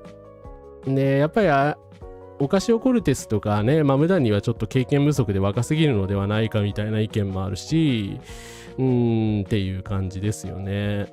まあやっぱり民主党も共和党もね、日本の野党、立憲民主党とか自民党と一緒で人材不足なのは深刻だと思いますね。はい。いや、配慮してるけど、いろいろ言われてる人だからね、全然間違いではないと思いますよ。はい。世界から米軍を撤退してしますぐらいの言う人が出てきてほしい。いやー、でもアメリカ大統領レベルからね、やっぱりそれぐらいのこと言ったらね、革命的でしょうね。でもなーって言うやついないんだろうな。はい。ニューサム知事はイスラエルへの連帯を表明するため23年10月イスラエルを訪問しておりますね。はい。以上。以上。まあ、シオニストではないんだろう。シオニストではないのだろうけれども、まあ、そういうやつだよなっていう感じだよな。はい。英断してると共和党が移民ルーツの女性候補シオニストを出してきますっていうまあそうですね。でもかえってだからその民主党が全部左寄りになってニューサムみたいな人が支持されないと最悪共和党側に行ったりする可能性もゼロではないので、まあそうなると共和党が中道からで保守極右までいるなんか総括自民党みたいな政党になっちゃうけど、はい。だからね、共和党の人たちはね、仲良くしてほしくはあるんだけれども、まあ、イスラエルに関する態度はね、本当にやばいというか、あとこれちょっと補足なんですけど、民主主義が機能してる国は、まあトランプみたいなやつが出てくると、バムダニさんみたいな人が来るだろうと。なんで振り子が右に行き過ぎていると言えば左に振らないのか日本はという、コメントがバズっていたんですけど、イスラエルも基本右に行ったら戻んない国なんですよね。2、30年前はパレスチナの権利を擁護するインテリもたくさん国内にいたんですけど、大体がまあ死んだりとか、まあ、イランパッペさんみたいにですね、国を事実上追い出されたりとかいろいろあって、まあ、左翼と言われる勢力がですね、まあ超少数派になってしまったので、それこそ2割ぐらいしかいないんじゃないかな。いわゆるシオニズム左派、シオニズムの上でリベラルな政策をしようみたいな人も含めてですけど、まあ2、3割しかいないんで、まあ虐殺を止める手段がないっていうところなんですよね。だからまあ結局それってイスラエルのせいだけではなくてアメリカの都合でそうなってしまっているところが非常に大きいので日本もやっぱ人のこと言えないんですよね。左派の候補が出てくるとすぐに潰されるっていうですね、謎の力が働くっていう、何か政治的な力が働いてるに違いないみたいな。はい。ね。いやー、共和党はね、もうほんとね、一回解体してほしいですよね。あそこまでマガになってしまったらもうどうしようもないだろうって思うんですけどね。はい。まあ今後強気な発言が評価されるのは左でも出てくるのは確かでしょうね。まあ、ムダニさんもこのパターンであるかもしれないですね。アメリカの信用を取り戻すにはトランプ派の政界からの一掃が必要でしょう。だから政治汚職をなくして、まあ APAC みたいな人たちと手切ってみたいなことを考えると、かなりラディカルなね、改革をしないと、やっぱり民主党も共和党もまともになれないですよね、もはや。はい。まあ共和党シオニスト女性はそういう人だろうな。日本も左翼は少ないですよね。だからね、やっぱりイスラエルの状況とちょっと似てしまってますよね。イスラエルというか APAC は台湾と関係深いのはちょっと気がかりで。それはありますね。というかまあ、台湾もそうだし、そのウクライナもそうだけど、やっぱりああいう微妙な立場の国はね、アメリカやイスラエルをやっぱりちょっと批判できないっていうところはあるのかもしれないですね。共産党、社民党以外全員保守を自称してるのおかしい。本当に日本の政党おかしいっすよね。なんでみんな、あれなのっていうなんかリベラル保守、私はリベラル保守、私は真の保守ですみたいな。私は真の右翼みたいな。なんか右翼競争をしてますよね。いやもう保守いらないからって左翼政党作れっていう感じなんだけど。はい。そう、自称中道の排外主義もすごい多いしね。はい。いや、時給4500円できるんじゃないですか。豆谷がそれぶち上げて、クオモに無理だって否定されたんですけど、でもクオモさんも私の能力なら3000円ぐらいまではいけるって言ったんですよ。だから、ニューヨークって本当に物価高いし、時給も高いから、まあ日本の基準でやっぱ考えるとね、とんでもない金額に見えるんですけども、まあ不可能ではないぐらいの数字なんじゃないですかね。韓国 YouTuber の件も考えると海外からの小銭稼ぎとして日本の民衆はカモにされてるのは間違いないといやーそうっすね。まあ次のこれからスマラジオでちゃんと言おうと思ってるんですけどね、韓国のね YouTuber の人あれねついに逮捕されそうですもんね。やばいよな。やばいというか、まああれが結局その逮捕されるレベルのところまで増長したのって大体日本の責任ですから、日本の責任たるところがすごく大きいですからね。はい。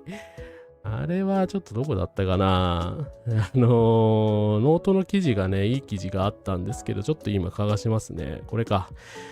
もともとそのデポちゃんっていう人のね、ファンだった人が書いた記事があるんですけど、このノートは素晴らしいので、後でリンク集作りますが、暴れてくるこの文言はどうかと思うけど、YouTuber の話、青村青子さんっていう方のノートですね。これすごい話題になってるので、内容はね、面白い、タイトルはともかく内容は面白いので、興味ある人はちょっと検索して読んでみてください。はい。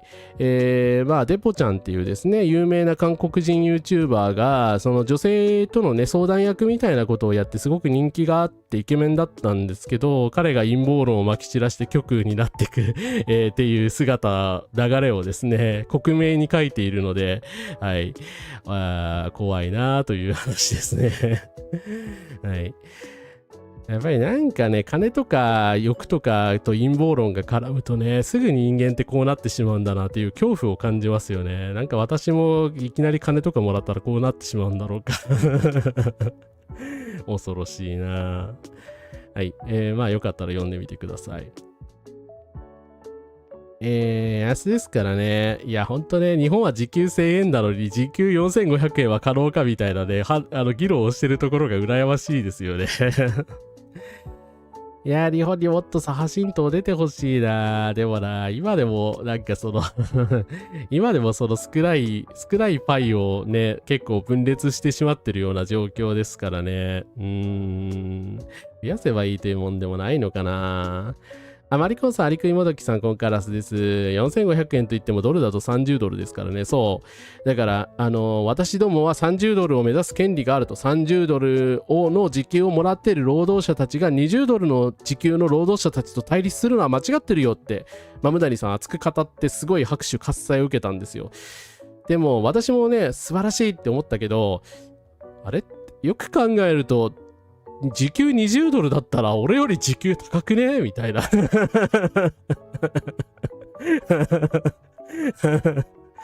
い。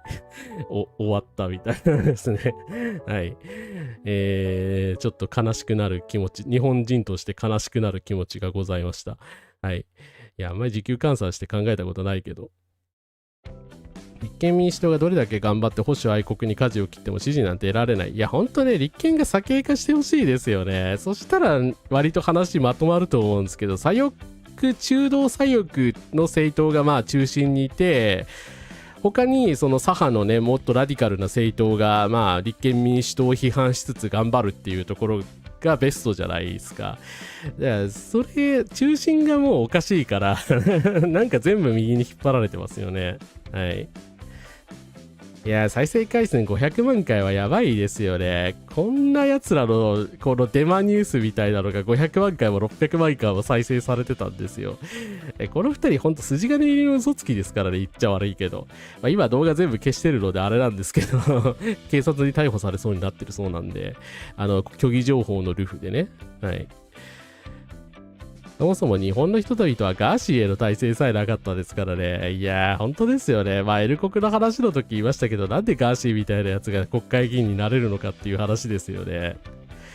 そう、でもまあ、資本主義はね、利益が出ればね、そのままほっとけばね、ヘイトでもデマだろうがね、こうやって収益化して何でも金にしてしまうっていうことなんですよね。はい。秋山さんお帰りなさい。ヘイトやデマの商品化に何らかの規制をかけなきゃいけないですね。はい。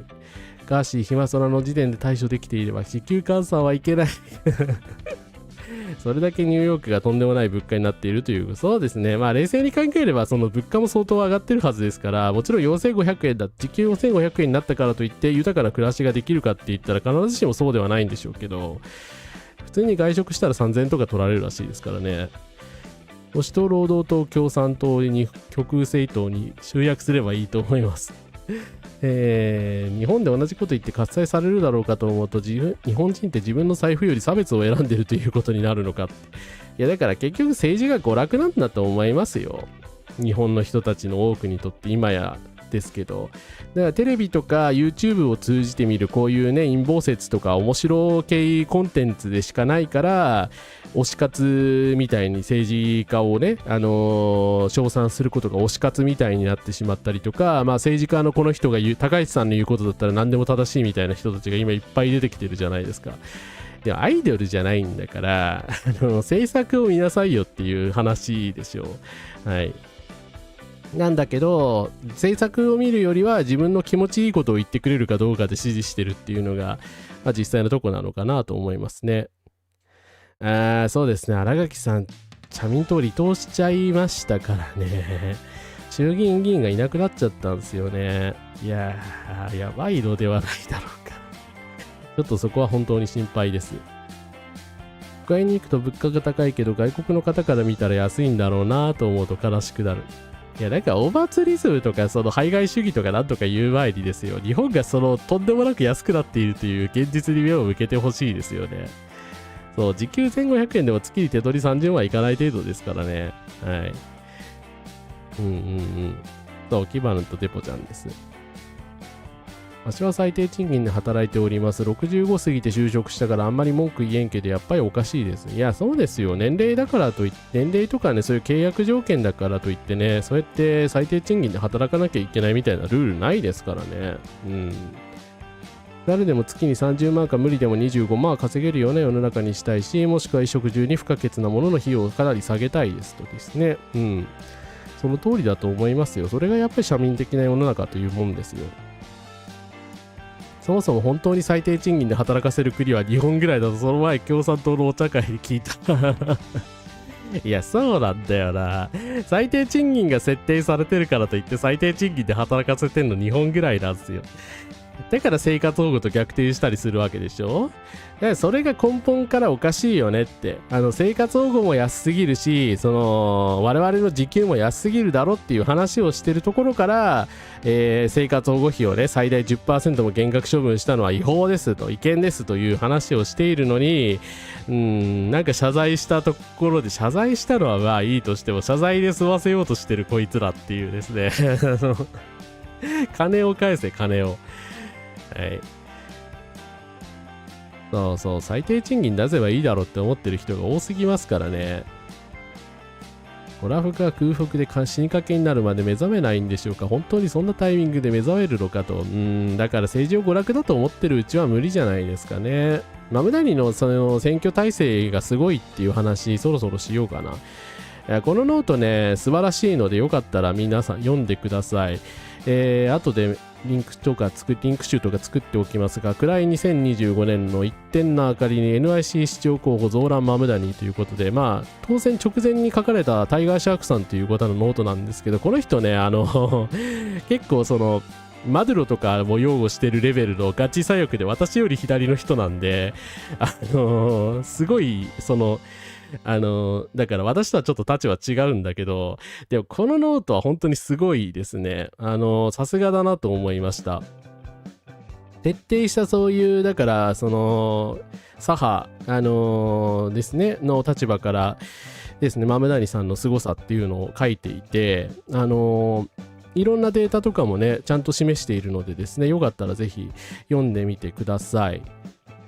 で、マムダーニさんがねうまくいった理由っていうのはですね、アメリカにある数少ない公的資金援助制度があるらしいんですよ。ニューヨークの公的選挙資金援助制度っていうのを活用して、今だからアメリカのそういう企業献金とかによる汚職ってとんでもないことになってて、まあ APAC が何か金出せばですね、みんなイスラエルの言うこと聞くみたいな状態になりつつあって、まあ、格差の広がりもひどいんですけど、ギルド時代よりも、富の格差が広がっているという、まあ、データがあるんですが、ニューヨークではですね結構庶民的な制度がまだ生き残ってて、250ドル以下の個人からの献金に対しては8倍の額を、市がその代わりに公的ファンドとして支給するっていうシステムがまだなんと生き残ってるんですね。こんな社会主義みたいなシステムあんのっていう、ちょっとびっくりするんですけど、要は日本のねまあ要は市議会議員とかに出る人たちを応援するシステムみたいなのに近いんでしょうね。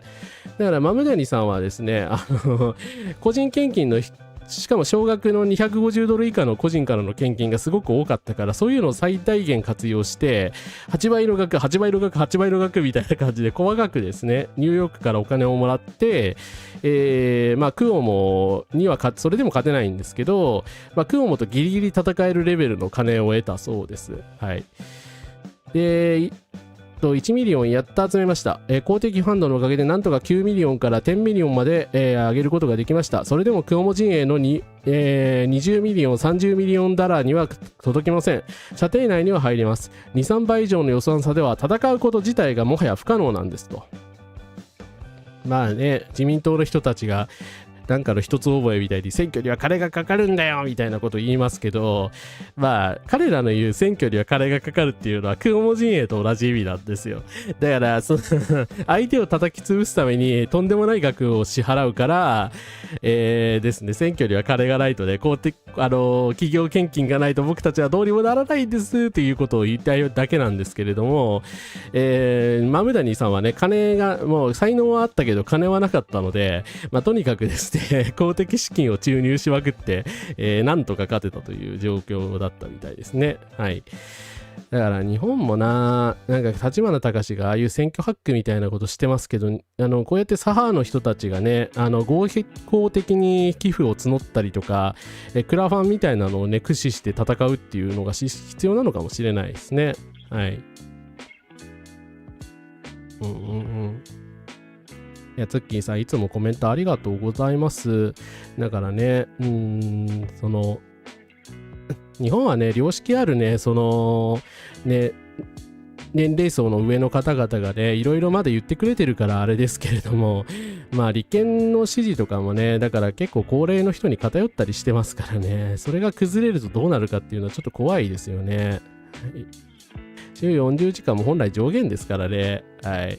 8、5、40で終わりなんだよ、本当はよって。私もちょっと昨日すごい労働時間長くて参ってたんですけど、すいません、忙しかったので、なかなかね、まともなね、長い配信がね、できなかったりしたんですけど、ニュース報道の最低賃金上げるせいで経営者がほんまに労働者に目を向けろっていう。経営者目線のね、話ばっかりするのも、こういうスポンサー側の都合が大きいですよね。はい。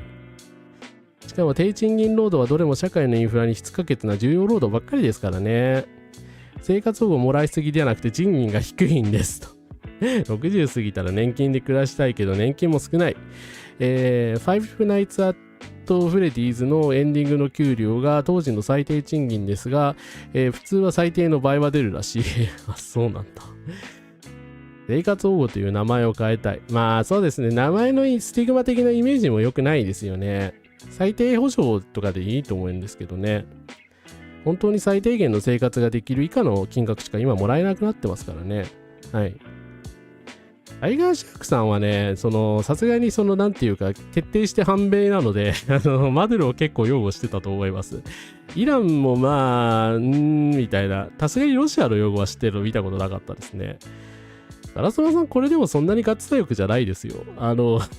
天皇制に関してはね、まあ、極左と言っても過言ではないという話を前、ショート動画でしたけど、民主社会主義者じゃなくて社会民主主義者なんで、まあ、せいぜい、ラサール石井さんぐらいですよ。ラサールさんに失礼か。はい。そうですね。政治に快楽を持ち込んだり、要は金の論理で全て娯楽になってしまうとね、結局課金したやつが勝利みたいなね、暇空さんみたいな感じになってしまうから良くないでしょうね。それに賃金が安すぎる人はちゃんと申請して条件に合っていれば足りない分の生活保護もらえるはずなんですよっていう。そうなんですよね。本当はね。もちろん公営住宅、マムダニさんのメインの公約ですよ。最初に紹介した記事でも言ったけど、何しろね、ニューヨークってすげえ、土地と家賃が高いんですよ。だから、特に、アパートとかに住んでる人たちはきついと。で、これ以上家主と喧嘩したくないっていう要望がすごくて、無料バス、無料保育、家賃の永久凍結、要はこれ以上家賃を合法的に上げられないようにするって、家賃の上昇を違法化するっていうような法律を作りますよっていうことまで言っってるんですね。はい。で、当然ですけど、公営住宅とかももっと増やすということを言ってます。で、その、財源については億万長者に、税金を払っていただくというような、感じで、まあ、この億万長者にね、税金を払わせるっていうことを言ったがために、まあ、共産主義者みたいなことを言われてるんですけど、いや、当たり前のこと言ってるだけなんだけどなっていう。社民主義だよ。選挙で動いてるお金の桁が大きすぎるっていうね。いやー、ほんとね、今日も反則でしょって30ミリオンダラーってですね。だから日本円で言うともう30億円じゃ効かないですよね。40、50億それぐらいか今のレートで言ったら。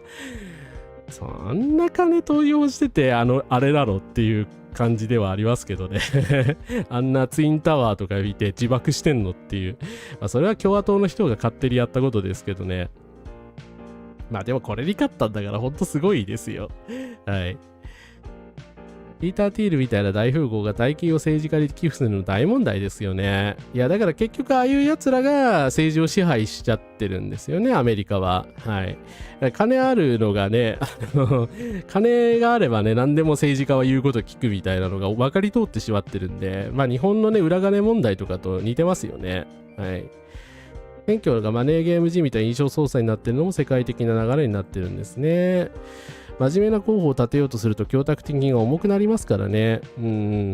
そう。だからね、候補者さんをたくさん立てて新人の人たちをね、アピールしようとするとね、供託金の重さがのしかかってくるわけだし、だから日本の政治システムも本当ね、改善しなきゃいけないんだけど、なんか議員定数を削減するとかとんでもないこと言い出してる奴らがいますからね。はい。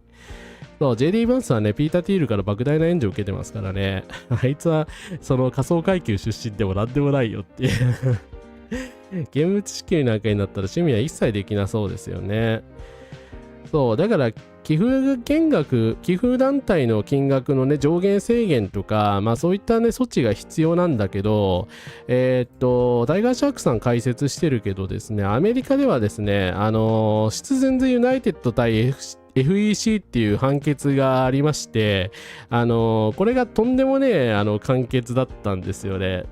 どっかに書いてなかったからちょっと検索してみるけど、まあ、要はね、こういう大規模な、企業献金みたいなのはね、ダメなんじゃないのかみたいな、ことを言ったんですけれども、まあ、それが合法化されてしまったっていうような、判決ですね。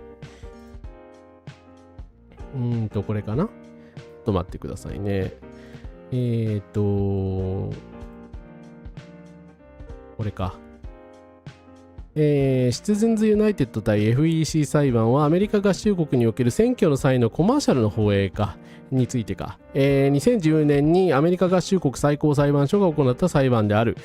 この裁判では組合営利団体非営利団体に対して本選挙の60日以内及び予備選挙の30日以内にテレビコマーシャルを放映することを禁止している、禁止規定がまあ一部あったんですけれども、これはアメリカ合衆国の、自由を求めるですね、修正第1条というのが、まあ、あるんですけれども、表現の自由に反しており違憲だということを言ってしまったんですね。はい。だからテレビコマーシャルを放映し放題になっちゃったんですよ、これで。だから、いくらでも金があればね、テレビコマーシャルって放映できるじゃないですか。で、金あるやつが圧倒的に有利になっちゃったんですよね。なんでこんな判決下したのっていう感じなんだけど、まあ、バーリー・サンダースが指摘してる通りですね、この判決が下ってから、どんどんすごい選挙資金がですね、こんな感じに、右肩上がりに上昇していったというわけです。はい。そうですね、れいわ新選組さんは寄付募ってやってますからね、そこは素晴らしいと思いますね。一瞬の予断が致命的な事故につながる保育士がヘズマリュウの5分の1の給料しかもらえない国は滅びるだろうっていうそうだからね、結局こうやって政治であったりとか、差別を煽ったりとか、そういう YouTuber になってね、差別を煽ったりするのが美味しいビジネスになって、エッセンシャルワーカーの人たちの給料がね、上がらないっていうのはアメリカも日本も同じ問題を抱えてるわけですよね。音楽に政治を持ち込むなに対抗して政治にエンタメを持ち込むなと言いたい。いや、ほんとそれなんだよな。私もエンタメやってる気もするけど。いや、でもおかしいでしょ。だから政治談義をそうやって真面目にするんだったら、ね、こうやってチャット欄で議論したりとか、そういうことだったら別に当然必要だと思う。市民社会のために必要だと思いますけど、テレビコマーシャル流し放題はおかしいでしょ。プロパガンダじゃないですか、そんなの。おかしすぎるだろって思うんですけど、これが通っちゃったんですね。はい。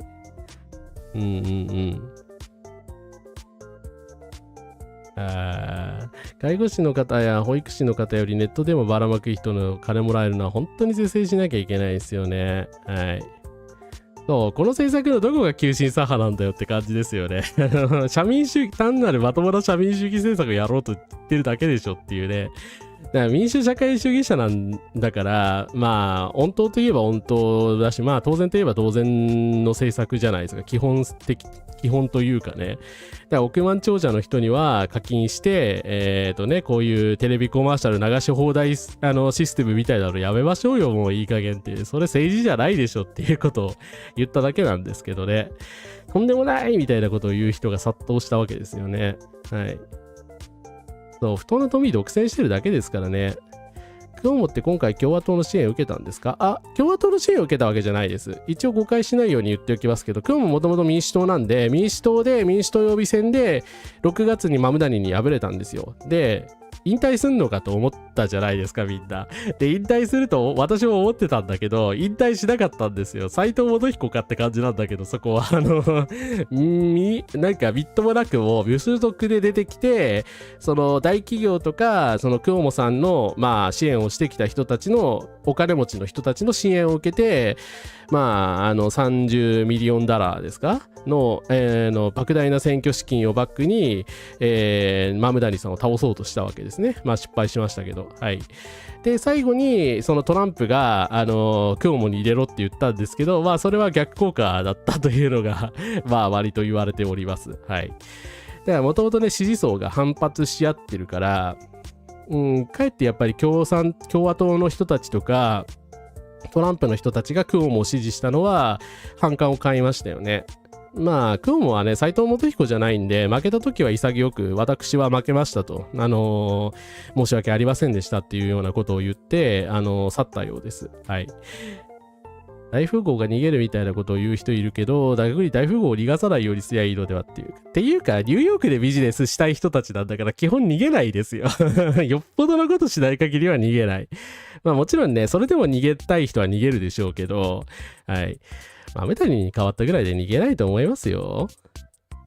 お金持ちに政策を打ち出してお金持ちからお金を出させるのは反則です。法人税増税が必要なことに気づくの遅いでしょ。勝手にトランプが鼻つまんで雲も応援しただけです。その通りですね。はい。林さんお疲れ様です。個人的には企業献金よりも政党助成金の方が問題だと思います。そうですね。あれ税金をダイレクトに還流してますからね。はい。受け取ってないのは日本共産党だけです。はい。オバマ民主党時代なんだけど、結局オバマさんの最大の問題は何かっていうと、やっぱり格差の放置だったんじゃないかって言われてますよね。リベラル派を名乗って、まあ出てきて、ね、黒人の人たちの、まあ特に人権とかは劇的に向上しましたけど、ただね、やっぱり彼のそういう活躍の陰で、格差社会がね、放置されたというところがあり、まあ、格差が広がる中でね、こういう政治システムの破壊みたいなのも徐々に行われてきたんで、それはね、もちろんオバマが主導したことではないですけども、まあ、トランプ時代が訪れるわけですよね。うん。ただ大富豪を逃がさないのはね、別にだから、ちゃんとそのビジネスをね、ニューヨークに基づいて、地場に基づいたビジネスをやってたらそう簡単に逃げられないから、まあ、逃げない程度に税金を貸せばいいと思いますよ。はい。2時間そろそろ経ちますね。すいません、ちょっと遅くなっちゃってね。そう、法律で縛らなくてもそんなに逃げないですからね。一応アメリカでは他国にキーを移すというのはできないと、その情報は、純ちゃんさんの動画で聞いた気がしますが、ちゃんと調べられてないですね。でもやっぱり純ちゃんさんの言うようにね、海外に逃げるのは相当ハードル高いと思いますね。はい。だし、アメリカだってね、州を渡るって言ったら、それなりにね、やっぱり法律とかも全然違ったりするし、ハードルは高いと思いますよね。そもそもニューヨークで地場で商売してたらね、ニューヨーク以外でも商売できんのかって話でもありますしね。はい。今回はね、なんだっけ、共和党のスリワっていうあんまり、存在感のなかった地味なおじさんは割と共和党内では良識派に属する人だと言われてるんですけど、と三つどもえで争いました。で結果的には、マムダニ 50%、クオモ 41%、スリワ 7.1% でマムダニさんの勝利となりました。はい。ただ結構だから危ないんですよね。クオモがもうちょっと金積んでたり、その民主党の投票が多分マムダニクオモで相当割れたと思うんですよ。で、クオモさんの方にもっと民主党の人たちが行ってたら、まあマムダニさんは敗れてたかもしれないですね。はい。かなりの接戦ではあったと思います。マムダニさんの富裕層の増税もそこまで大きな割合ではないですよね。実際にそう簡単に逃げられないから反対候補を全力応援していたのではないでしょうか。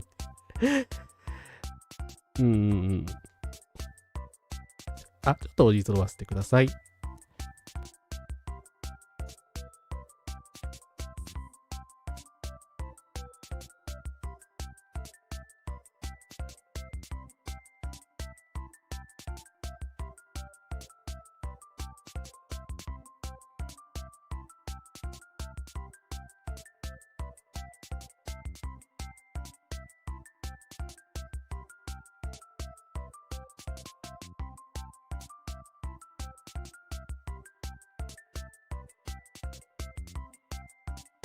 はい、失礼しました。アメリカの場合、デラウェア州は法人税が安くなっているので、そもそも登記上低税率な州に登記している会社が多いです。なるほど。ありがとうございます。タックスヘイブンみたいになってんですかね。これはちょっとよく知らなかったです。まあでもそうですよね。州ごとに全然税制とか違うんだから低税率の国は、国っていうか州もありますよね。アメリカ企業の 65% の上場企業、そしてフォーチュン500企業のうち 60% 以上がデラウェアに法人登記している。アマゾン、グーグル、コカ・コーラ、テスラなど、なんか悪い奴らばっかりだな。そうか、みんなデラウェアなんだ。ありがとうございます。教えていただいて。まあでもよくデラウェア州だったら、まあさすがにマメダリ勝てなかったかもしれないですね。ここの舞台がね。はい。なるほど。デラウェア州は経営者寄りでも株主寄りでもありません。デラウェア州が目指しているのは倫理水準及び生産性の高いビジネスの実現でございますとか書いてあるけど、いや、普通に税が安いだけでしょ。違うのって感じですけど。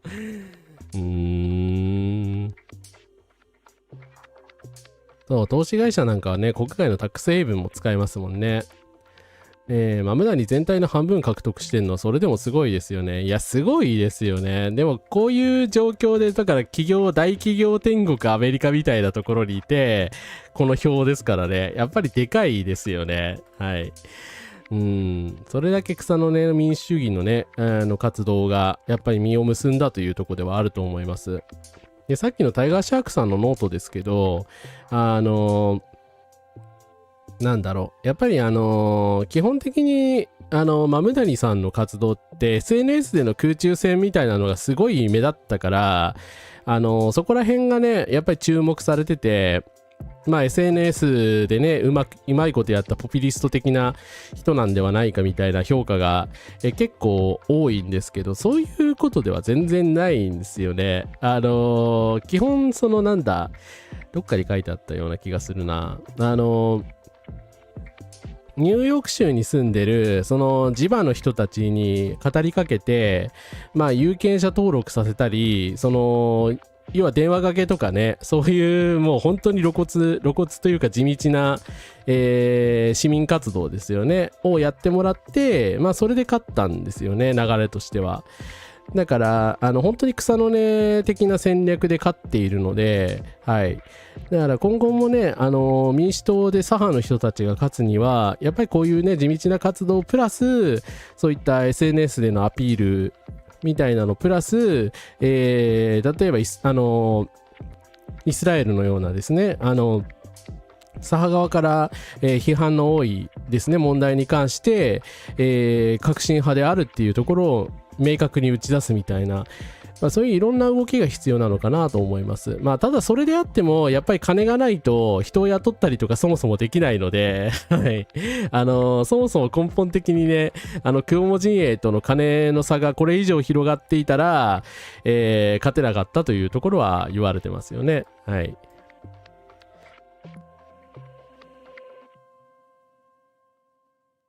そうですね。だからニューヨークに住んでるビリオネアからどれだけ税金取れるかと。でもそのマムダニさんって、実はそんなに過激なことだから言ってなくて、2% ぐらいらしいんですよね。その所得増税。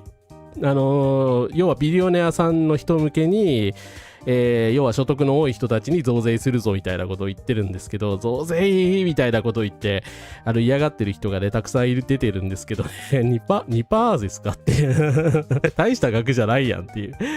だからね、ターゲットにしてるのが大富裕層だから、別に 1% とか 2% でも相当な増税になるはずなんですよね、金額的にはね。マムダニの YouTube フォローしてるけど、そんなに面白いことはしてない。そっか、YouTube 自体はね、そうですね、ストレートにその自分の政策とか、主義主張を訴える動画とか多いですよね。うん。SNS ではミームとかそのバイラルしたりとかしてますけど、日本の左派はこういうのね、地道な活動やっぱ見習わないといけないですよね。帰ってきました、左翼はお金ないからそう。だから左派は金ないからやっぱ頭使ってやらないとね、勝てないですよね。ポピュリズムや陰謀論じゃなくて誠実に地道に活動していくしかないですからね。そう、2% 全然大したことないですよね。税は財源じゃない論者とか大激怒するのではないかと。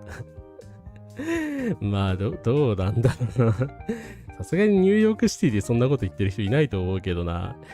そう、税金はあるところから取って皆さんに配るんですよ。はい。それが昔からの基本だし、社会民主主義ってね、だから大きな政府を目指すっていうことなんで、それをね、やらない人はね、やっぱり社会民主主義者じゃないのかなっていうふうに思っちゃいますよね。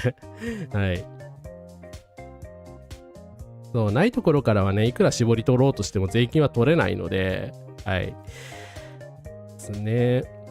しかも富裕層からしたら大した損害でさえないのに、そんなに少しでも税金払うのが嫌なのかっていうね。だから執着心どこから来るんでしょうね。謎ですよね。怖いなと思って。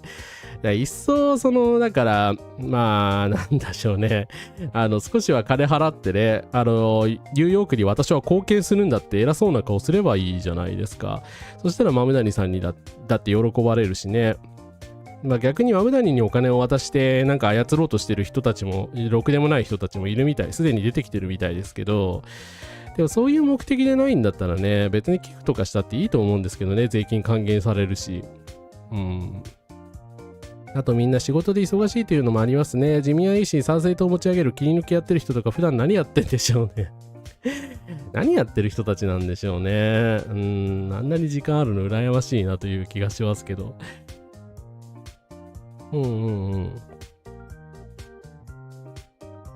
うなんでしょう。アナキズムを言ってる人たちでもね、全然その余裕ある人とは限らないですよ。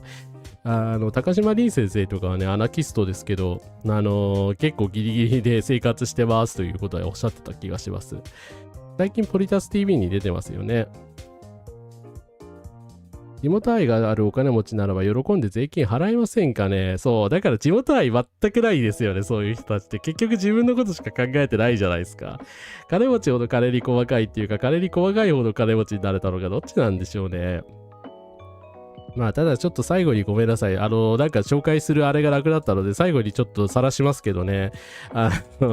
こういう露骨な、イスラムヘイトみたいなことを言う人たちが、大量に今出てきているので、でもアメリカのニューヨークのお金持ちたちの本音も結構、だから、金とかに関係ないところにあるのかなと思ったりはします。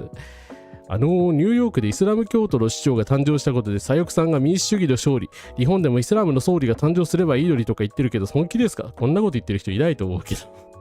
イスラムは神を立法者とするシャリアを絶対としている時点で多分に真剣的で、左翼さんの好きな人権民主主義的価値観からは程遠いです。こういう知識を得る機会に恵まれなかったんですか？義務教育で何をやってきたんですかみたいな。いや、義務教育でシャリア法のこと習わなくないっていう感じなんだけど。すごいっすよね。偏見に満ち溢れすぎている。というか、これ、イランとかサウジアラビアの話ですよね。いや、確かにイランが真剣政治なのは事実だけど、なんかハマスとかに対する悪口だったらまだわからなくもないですけど、アメタニさんってニューヨーク市民ですよね。しかもインド人だし。なんでこんな風にシャリアを絶対主義者みたいな風に思っちゃうんだろう。すげえなーという。まあ、ただね、共産主義者みたいに叫んでるトランプさんもそうですけど、まあなんかね、我々の金を奪おうとしてる邪悪なやつみたいなイメージなんじゃないかなという気がしないでもないですしね、ないですけどね。はい。だしまあ、ここまで言ったら完全に宗教差別だし、人種差別ですよね。これが 4.6 倍いいねもされてるのがおかしいと思うんだけどな。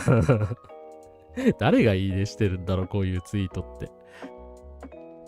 なんなら愛国心のあるビリオネアという団体は増税を求めていますからね。あ、そうですね。なんかその団体聞いたことある。はいはいはい。そう、高島凛さんはね、アナカフェミニストですね。税金払いたくないからといって貧乏人に負担をかけまくった結果、貧乏人に牙を抜かれて殺されるぐらいだったら 2% 渡して生き残る方がいいと思うっていうね。だから社会主義全盛だった頃はね、結構そういう考え方のお金持ち多かったらしいんですけどね、最近みんな傲慢になってすっかりダメになってしまいましたよね。社会主義政策で労働者の力がどんどん強くなれば資本家はいずれ権力、労働者に対する優位を奪われると恐れるからお金を出してでも税を払いたくないんです。うんうん。想像でシナリオを作るのやめていただきたい。ムスリムの総理大臣がいて何が悪いというのかっていうか、ムスリムのその民主政府がある国いっぱい、ムスリムの人が民主政府作って率いてる国たくさんあると思うんですけど。この人知らんのか。統一教会に敬意を示した人が総理を示していた国は知らないのか。日本を取り戻すって。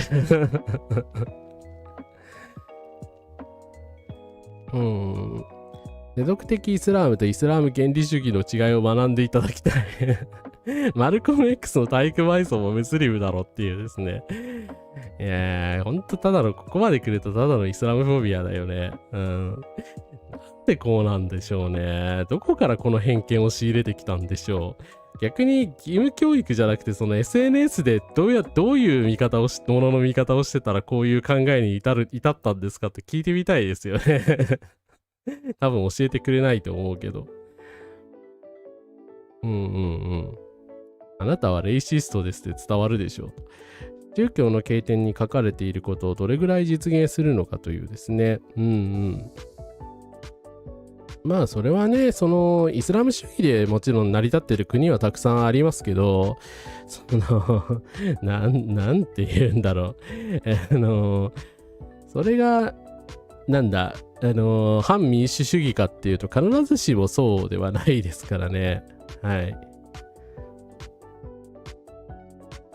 昔の日本の右翼についてはキリスト教の方が邪教だったのなんだけどっていう。なんでそうなったのかな？統一教会のせいかなっていう。取るところから取らないと内部留保が増えるだけで労働者に金が回らないということですね。リーマンショックやコロナが完璧に企業を保守に育てましたからねっていう。そうですね。だから日本の場合、だからバブル経済が弾けたことで、だからその起業家の保守化がすごい早い段階で進んでしまったっていうのがね、やっぱり問題だったんですかね。国際発行論と財務省陰謀論だんだん廃れてきましたね。だんだん信用されなくなってきましたよね。はい。でもマムダニをムスリムだけど人権派みたいに持ち上げるのも違和感あります。これ以外ムスリムじゃないみたいな言い方。それは差別的だと思いますよ。はい。私もそれはそう思います。はい。なんかのデータでちょっとすいません、パッて今出せないから間違ってたらごめんなさいなんですけど、イスラム教徒の人たちのね、アメリカとか欧米のですよ、アメリカとか欧米に在住しているイスラム教徒の人たちのポリティックス数値を測ったらですね、キリスト教徒よりリベラル寄りだったっていうデータが確かあった気がするんですよね。あと LGBTQ の人たちっていうのはね、大体イスラム教徒の方が神話的なんですよね。ね、全然イメージに反してるんですけれども、ね、世俗派イスラムの人たちってね、全然そういう人たちじゃないっていうね、我々がイメージしてるような世俗派イスラム教徒っていうのって実は存在しないんじゃないかっていう気もしますよね。はい。やっぱり労働組合における賃上げ要求していくしかないですね。そうですね。本当ね、そういう労組とかの団体運動がね、いかに大切なものかっていうのが、なんか逆に分かりましたよね。はい。やっぱり言わないと変わらないですからね。うん。昔の日本って隠れキリシタンがいるぐらい秀吉の時代から弾圧受けてましたよね。いや、そうですよね。だから昔の日本のこと考えたらね、それこそキリスト教の人たちの方が弾圧されてたはずなんだけどなっていう。忘れたのかなっていう。いい意味でも悪い意味でも経典に書かれていることをそれを現実の世界でどう反映するかどうかは別問題であり、旧約聖書で豚肉は禁止されていて、ユダヤ教とイスラム教はそれを守っているが、キリスト教では禁止されてないって、そうなんだよな。これから愛国的な大富豪たち。パトリオック・ビリオネアーズは富裕層がより多くの所得を税金として支払うようアメリカの税制の再構築を推進している人たちです。あ、レッシグがやってるグループなんだ。へー、ありがとうございます。知らなかったこれ。ローレンス・レッシグ、ジェフリー・グラール、カプラン、ノーマン・リア、ホイットニー・ティルトン、アビゲイル・ディズニーなどが率いている。ディズニーも入ってるんですね。うんうんうん。なんかこういう人たちがね、増えればいいのになと思いますけどね。ただアメリカってやっぱりリベラル派にもね、こういう金を出してくれるお金持ちがいるっていうのが強いところだと思いますよね。日本でこういう団体があればちょっと違うと思いません私いつも思ってんだけど。いやー、どっかの大富豪がね、100兆円ぐらいくれないかなという妄想しているんですけど。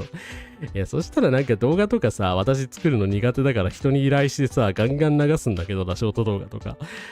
はい。まあ、私の古代妄想はさておいて、大川襲名がイスラム研究してたり、右翼はムスリムに神話的なんですけどね、そう、右翼で、その逆にね、イスラム教徒の人たちに神話的な人たちだったりもいましたよね、日本ではね。はい。人権を侵害しようとしているキリスト教徒の権力者がいる時点で本当にただのイスラムフォビア。オリベどもが言ってたトリクルダウンは全く嘘でたわ。いや、トリクルダウンは本当にあんなひどい嘘ないですよね。なんだったっけな、なんかのイスラエルに関しての風刺画かなんか見たんですけどね、向こうの人が欧米の人が描いたもちろん絵なんですけど、トリクルダウンをさ、しようとしたら、まあ、下に流れていかないで、上の億万長者の人たちの器だけが膨らんでいくみたいなのが、まあよくある風刺画じゃないですか。でもそこからなんかストローで吸い上げてって、イスラエルに入ってくんですよ。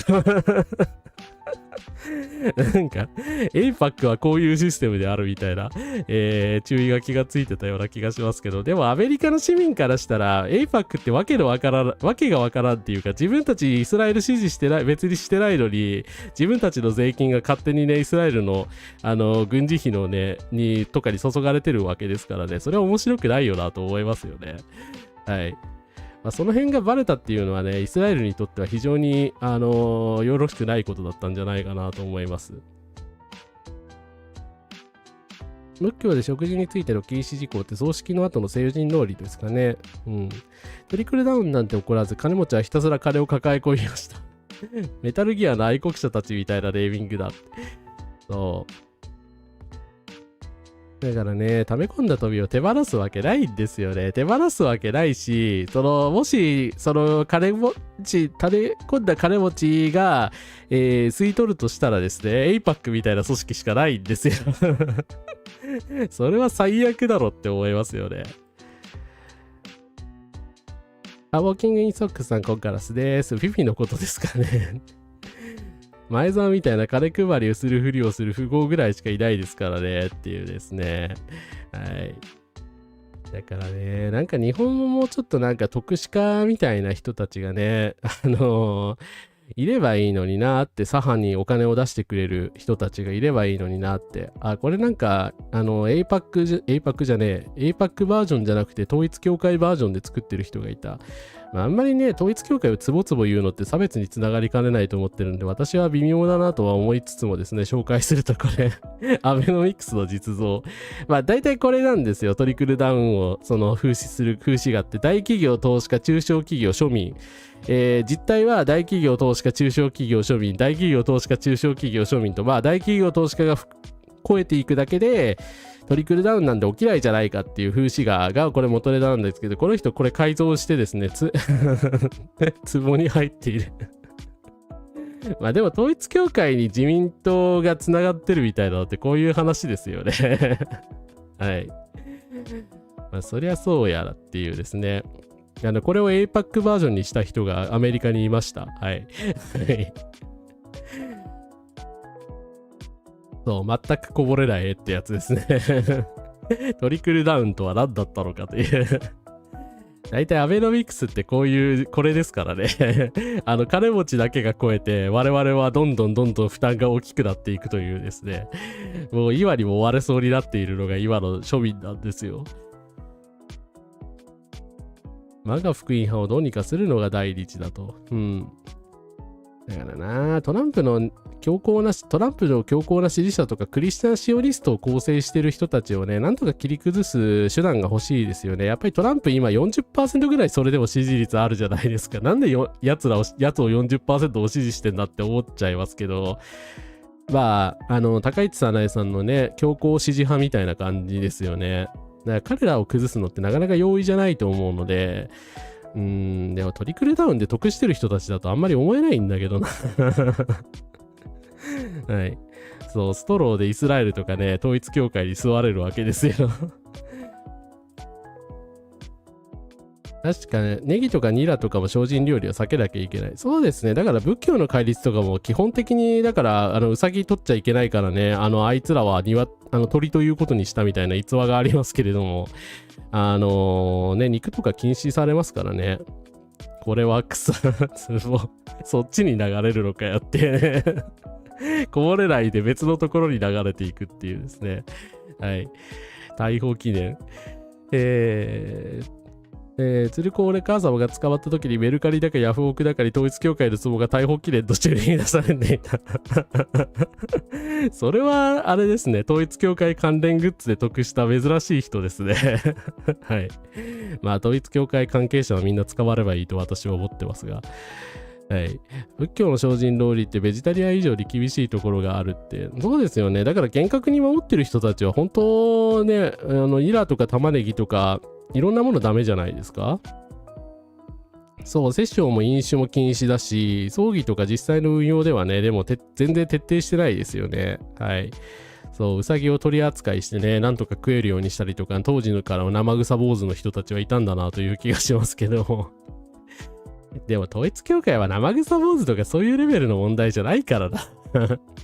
私はだからね、あらゆるところでそうですけど、キリスト教だろうがイスラム教だろうが宗教という理由で否定しないですからね、当たり前ですけどね。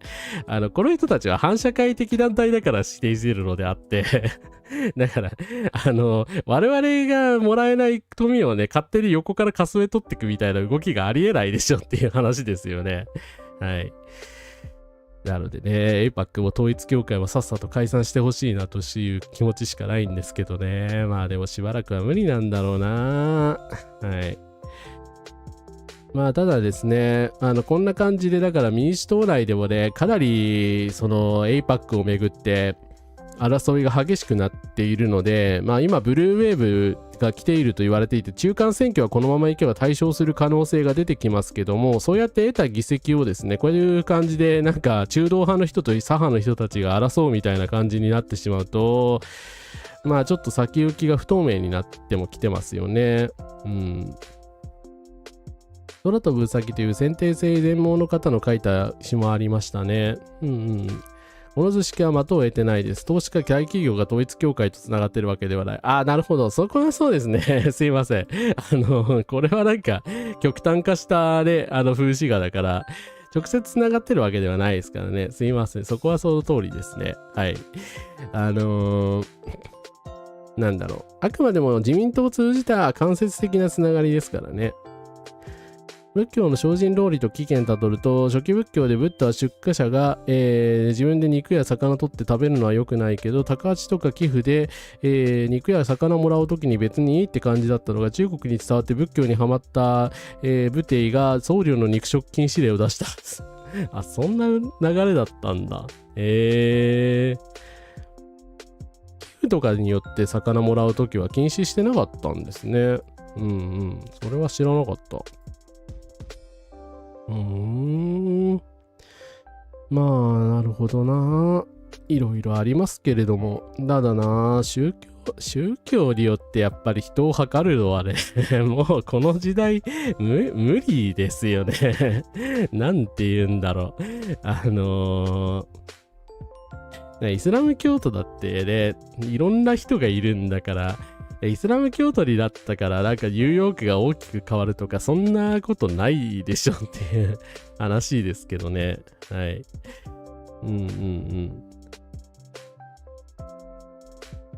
もう民主党が分析化しちゃうなら緑の党でいいんじゃないかなと最近思ってますけどね。と。だからね、第三極の緑の党とかが、どういう動きをするかですよね。まあ今までの選挙だと大統領選挙でもまあ敗北してしまったし、あくまでもその一部のラディカル左派の人しか投票しないみたいな感じでですね、はい。あんまり、大きく注目されてきてなかったわけですけど、でもこのようにですね、民主党側が分裂仕掛けるみたいなことになると、逆にね、強い存在感を発揮するかもしれないし、その時、ギャビン・ニューサムみたいな立場の人がね、どう振る舞うのかっていうのもちょっと興味深いところではありますよね。はい。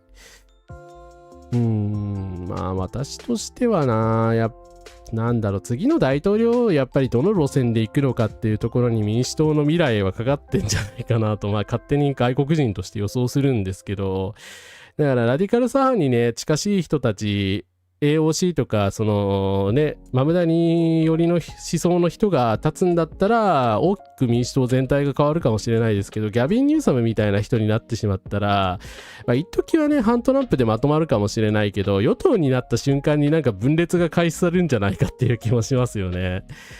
そうなっていくと、アメリカの二大政党制も終わるのかなという気がしないでもないし、でもその時ね、負けたマガの人たちどうなるんだという話にもなるし、また巻き返しを狙ってトランプが出てきたら嫌ですけどね。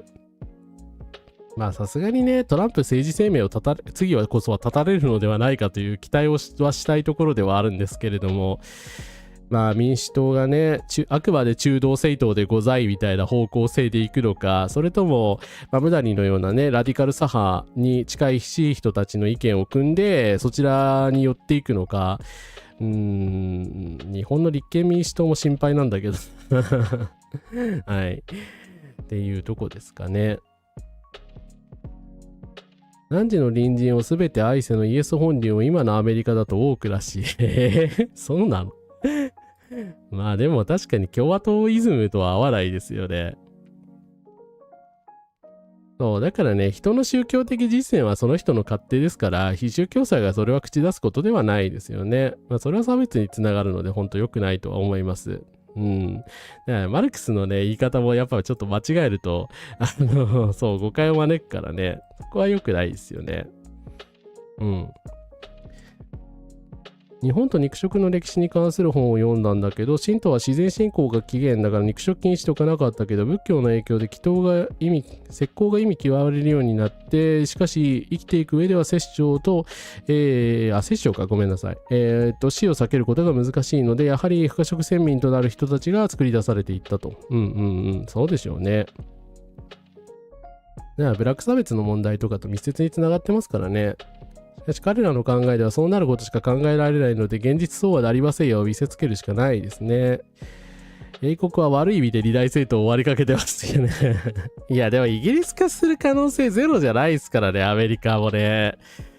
民主党が2つに割れて共和党も2つに割れたとすると、一番極端なナイジェル・ファラージ党みたいなのがね、トランプはもうねくたばってるかもしれないけど、いろんな意味でJD バンスが党首になってナイジェル・ファラージのポジションに行くみたいなね、最悪ですよね、そうなるとナイジェル・ファラージ党をもといなんかリフォーム US みたいなのがトップを走るようになってしまって、でそれで万が一勝つみたいなことになって連立政権組むみたいなことになると、それこそね参政党中心で自民党が連立みたいなことになり超極右政権の誕生になりかねないですよね。いやでも本当イギリスは危ういよな。どうなるんだろう。リフォーム UK ってね、イギリスのちょっと分かんない人のためにすいません説明しますと、極右政党が今すごい伸びているんですよ。で保守党の人気がガタ落ちして労働党も人気が下がってるので、下手すると、リフォーム UK が第一党になるっていう可能性があって、でもリフォーム UK のボスのナイジェル・ファラージって神谷宗平みたいなやつなんですよね。神谷宗平党が第一党になるかもしれないんですよ、イギリスで終わりだろもうこの国っていう感じなんだけど、でも本当日本も笑ってられないんですよね。はい。アメリカもいつそうなるかわからないし、日本もねいつそういう状況になるか、自民党がゲアしたらね下手したらそうなりますよね。はい。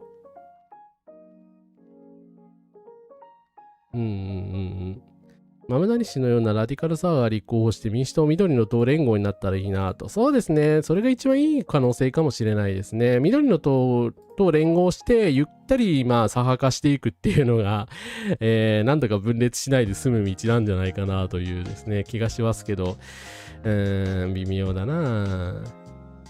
イーロン・マスクの浸透また聞かなくなりましたね。どうなったんだろう。いや、全然、興味ないし、いなくなっていいけど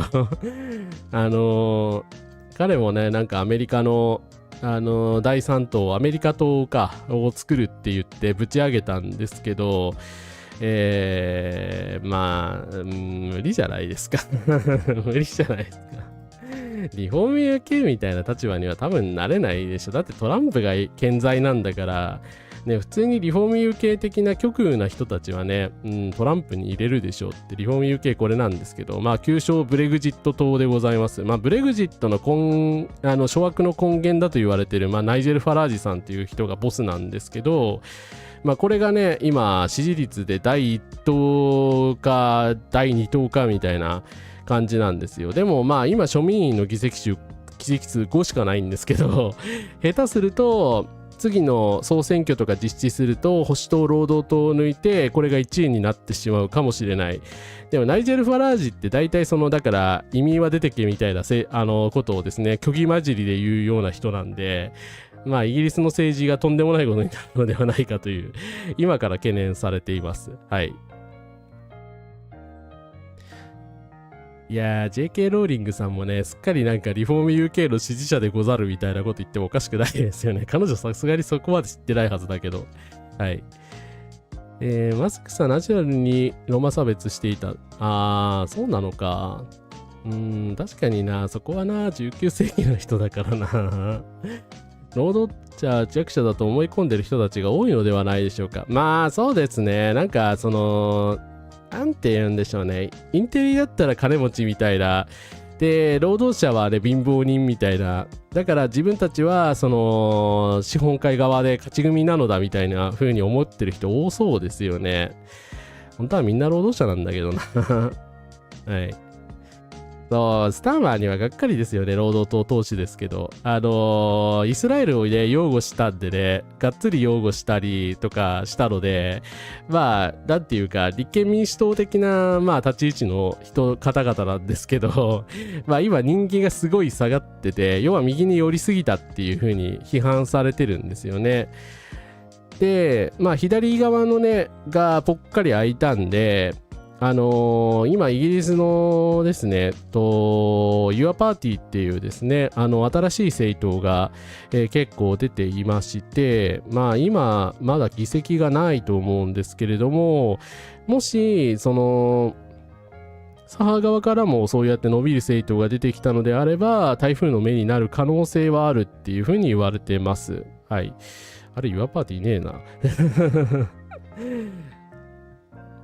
な。ちなみに、ジェレミー・コービンという人が率いてます。立花隆のアルカリ島と同じやつ。イーロン・マスクの進歩は再生の道路線でしょって今から終わってるっていうですね。エルコカ浜田もなんか新しい塔作ってたんでしたっけ？何だったっけ？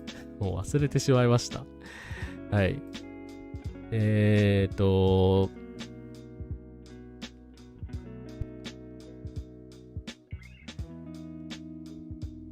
はい、失礼。イギリスの EU 離脱で再発したイングランドの英連邦離脱話ってどうなったんですかね。どうなったんですかね、最終的に。ちょっとごめんなさい。その辺よく私も分かってないな。ショーブル的な思考に陥って資本家側の目線で考える人多いですよ。そうですよね。なんか日本の人たちってそのプチブルー的な人すごい多いですよね。それがやっぱり労働運動とかがあんまり盛り上がらない原因なのかなっていうふうに思ってますけどね。公民新党の党名は今後決まるっていう感じだったはず。そっか。まだ正式名称ユアパーティーじゃないんだ。ごめんなさい。その辺もね、ちゃんと調べてないぶりが明らかになってしまいましたね。申し訳ない。はい。コービンさんはね、この前市議長に回ってて、マムダにもね、今回支持していたので、本当頑張ってほしいし、なんですが、ただね、お年がお年なんでね、ジェレミー・コービン。いつまで彼がイングランドに、その政治家の中心にいられるのかちょっとわからないところはあるのでね、この人ですけど、はい。ちょっとね、だからイングランド政治は本当見えないですね。これからどうなっていくのかが全くわからない。一時はね、この人が労働党党首だったんですよ。でも労働党が右寄りになるにつれて居場所がなくなってったんですけど、ユアパーティーこれかな？はい。今のところ議席はないですが、そのコービンさんが作ったよりラディカルな政党ですね。ザラ・スルタナとジェレミー・コービンによって発表されたイギリスの左翼政党であり、抽選による創設会議が開催される予定であると。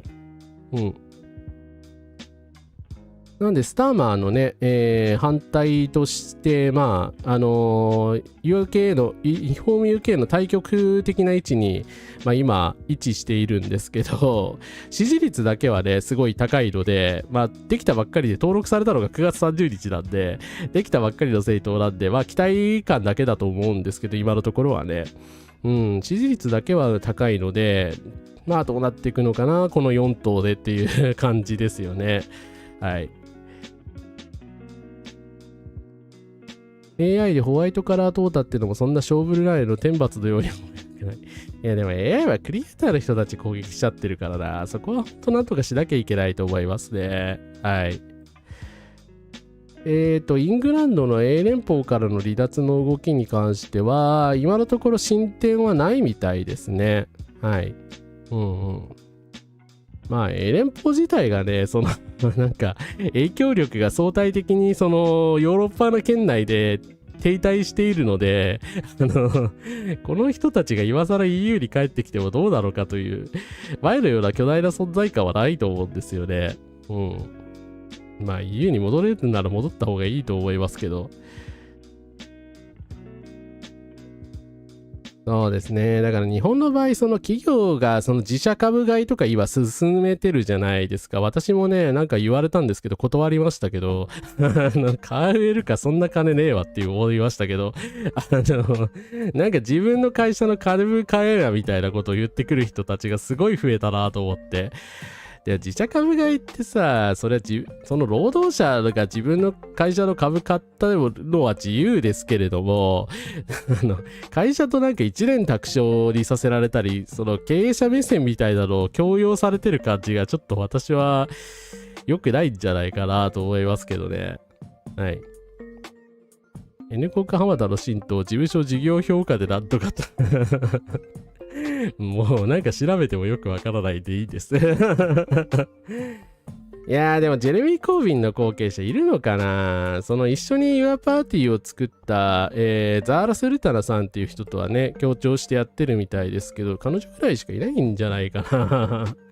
はい。っていう、ちょっとね、だから、マムダニが出てきて、サンダースがね、もしこのまま最悪なくなってしまっても、なんとかなるのではないかという感じですけれども、ただそのね、ジェレミー・コービーさんに関してはね、ちょっと唯一無二感のある人なので、彼ほどカリスマのある人ってなかなかいないと思うんですよね。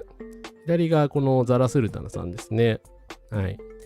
ブルーカラーこそクリエイティブな仕事なんですよと言ってみると、ブルーカラーですと。なるほど。ありがとうございます。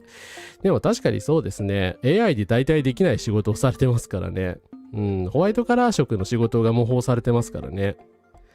OB シントはしっかり方向性を固めて正式に船出してほしい。MMT はダメです。確かにコービンなんかその経済政策とか、なんか派手にそういうことしだしかねないから、ちょっとそこは危ういかもしれないですね。でもずっとその反ユダヤ主義者みたいな誹謗中傷を受けていたんですよ。でもまあ今回でそのパレスチナのことがあったおかげって言ったらあれなんだけど、良くないんだけど、まあね、皆さんがようやくそのパレスチナの問題に私も含めてだけど目を向けるようになったおかげで再評価された人ですね。はい。デトロイト・ビカム・ヒューマンでもホワイトカラーまだ生き残ってたのにっていうね。ロボットができる前にね、AI ができちゃいましたからね。自社株買いと従業員持ち株ストップオプションは別です。そっか。ごめんなさい。自社株買いはその会社が自分の株を買うことか。ごめんなさい。ちょっと混同してたら。従業員持ち株ですね。はい。実際にブルーカラー色は臨機応変性な対応を迫られるので人間の知性が問われる局面が多いです。浜田聡の生徒は日本自由党っていう与沢一郎の自由党のパチモンみたいなだから検索で出てこなかったのか。なんでそんな名前にしたんですかね。よくわからんな。まあでもそうですね。マムダニさんが1年でこれぐらい有名になったわけですからね。なんかコービンの後継者も急に出てくるかもしれないですね。1年とか2年で。はい。まあコービンさんには本当頑張ってほしいです。現役のうちは。応援はしてるので。デトロイト・ビカム・ヒューマンどうしようかな。なんかあれでやりますか、弁言とかで。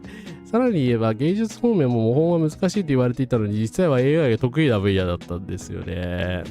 だから AI が機械学習でイラストとかを写真を何でも学習できればそりゃね、人間のそういう代替でイラストを描けるようになってしまうというのは確かにそうなんですけど、まさかそれがなんか平然と許される世の中になると私は思ってなかったですね。そんなのやっていいのかっていう。なんかやっていいのかっていう法整備をする前にも出し崩し的に行われてしまった感じですよね。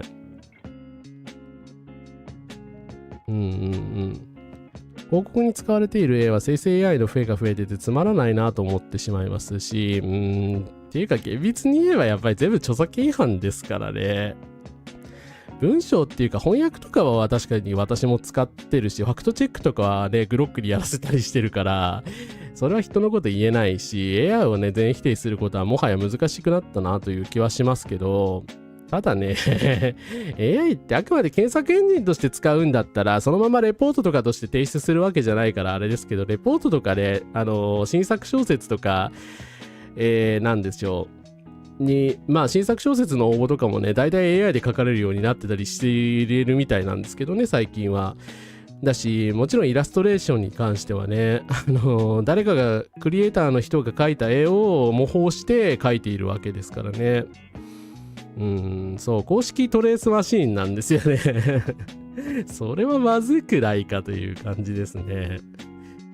いやでも機械学習アルゴリズムを規制するには企業を規制するしかないですよ。だから AI 企業の側にその学習ルールを課してこういう学習はしちゃダメですよとか、そういう風にね企業側を縛るしかないと思います。システムとしてはできてしまうので。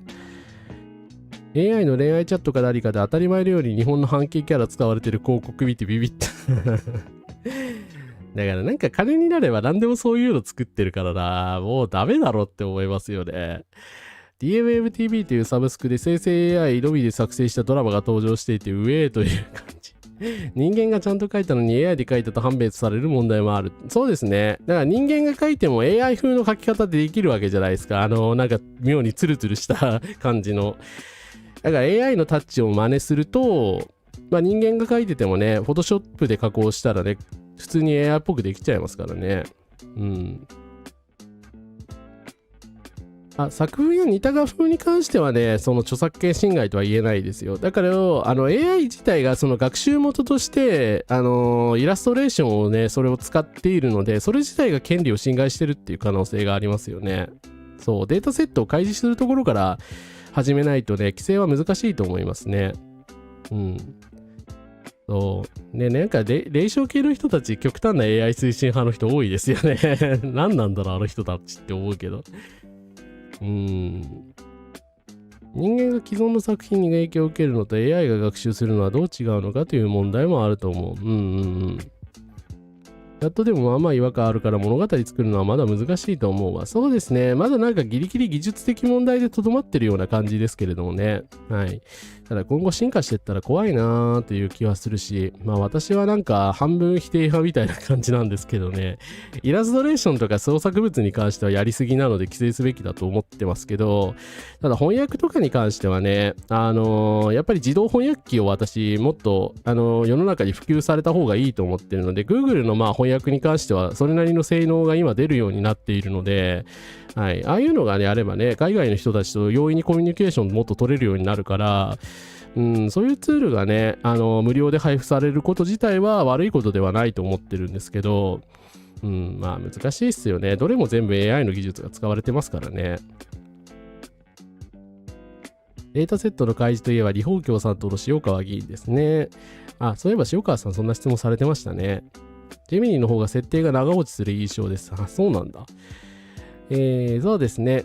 雑談はね、いつも楽しく皆さんがね、コメントしてくれるおかげで、なんか今日はね、まあ、最終的にやっぱり海外政治の話になりましたけど、まあ、豆谷さんのね、話から始まって、植民地主義の話になって、まあ、こういうイスラムヘイトの話もして、ちょっと維新の話とか国内政治の話もありましたけど、まあ、基本、あとアメリカ政治の話とね、日本の政治の話と、企業政治の話、ね、億万長者政治の話、そしてリフォーム UK とかね、イギリス政治の話までいろいろできて、楽しかったです。ありがとうございます。でも伊藤計画みたいなね、レベルのやっぱり小説はもう無理だと思いますよね。そりゃそうでしょ。それだったらね、プロの人仕事なくなっちゃうもんね。AI もどこまで進歩していくんですかね。互いにかけ離れた概念同士をつなぎ合わせてアダプテーションもこなせるようになったらいよいよ怖いかもしれないですね。はい。特に小説とかの設定はジェミニの方がいい気がしますし、みんな AI で怖っ。まあ疑い始めたらもはやキリがないけど。バトワさんここからです。イラストレーターの仕事がなくなるっていうのは企業からの下請け仕事が消えるということで、それはどちらかというと著作権問題というよりは労働問題なのではないか。そうですね。まあインボイスの問題とかも含めてですけど、イラストレーターさんのね仕事がその AI によって奪われるっていうのは、なんつうんですかね。それで著作権とかで著作権料とかを支払うようになるんだったら、それは元の絵を描く人として仕事があるわけじゃないですか。でも著作権料がまあ支払われてないわけなのでまあ現状だとね、ひたすらその食えなくなっていくだけっていう話になっているんですけど、そんな話もないよなって思うんですよね。はい。DeepL の翻訳はね、これいつもですね、私ですね、中国の手先なんで、中国共産党の手先なんで、テンセントのですね、DeepL の翻訳が使えるテンセント翻訳を使っているんですけれども、これは便利でございます。はい。設定内のキャラで会話をつなげるぐらいはできても、一から物語書くのは厳しいですね。忘れないでいただきたいのは AI で何かを出力するときは水資源などを浪費していること。だからね、特にテキストじゃない画像とか動画に関してはね、やっぱり前回の、熊の配信でも言いましたけど、発電量とかの問題になってきますし、なんかそれで原発推進につなげようとしている一派がいるので、本当にそれ危険な動きだと思いますね。はい。だからですね、はい、原発は反対です。あれはもうダメだろって技術としてって思ってるんですけど、はい。で生成 AI を作るためになんかね、原発を新たに作るみたいなことを言い出してる連中がいるんでですね、それはね、全然愛国じゃない大富豪、悪い大富豪の人たちだと思うんですけど、とんでもねえ話だなと思います。はい。ですね。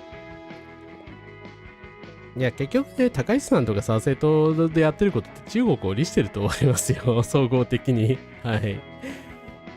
彼らは真に敵対してないと思いますね。そう、原発よりメガソーラーの方がマシですからね。はい。それは、ソーラーパネルの推進とセットでいろいろやってくださいよっていう。そう、だから AI 規制はね、環境保護の観点からも進めていかなきゃいけないと思います。だから環境保護でその電力消費の制限をするっていうことと、著作侵害のね、著作権侵害の制限をするっていう両面から進めていかないといけないかなというふうに思いますね。はい。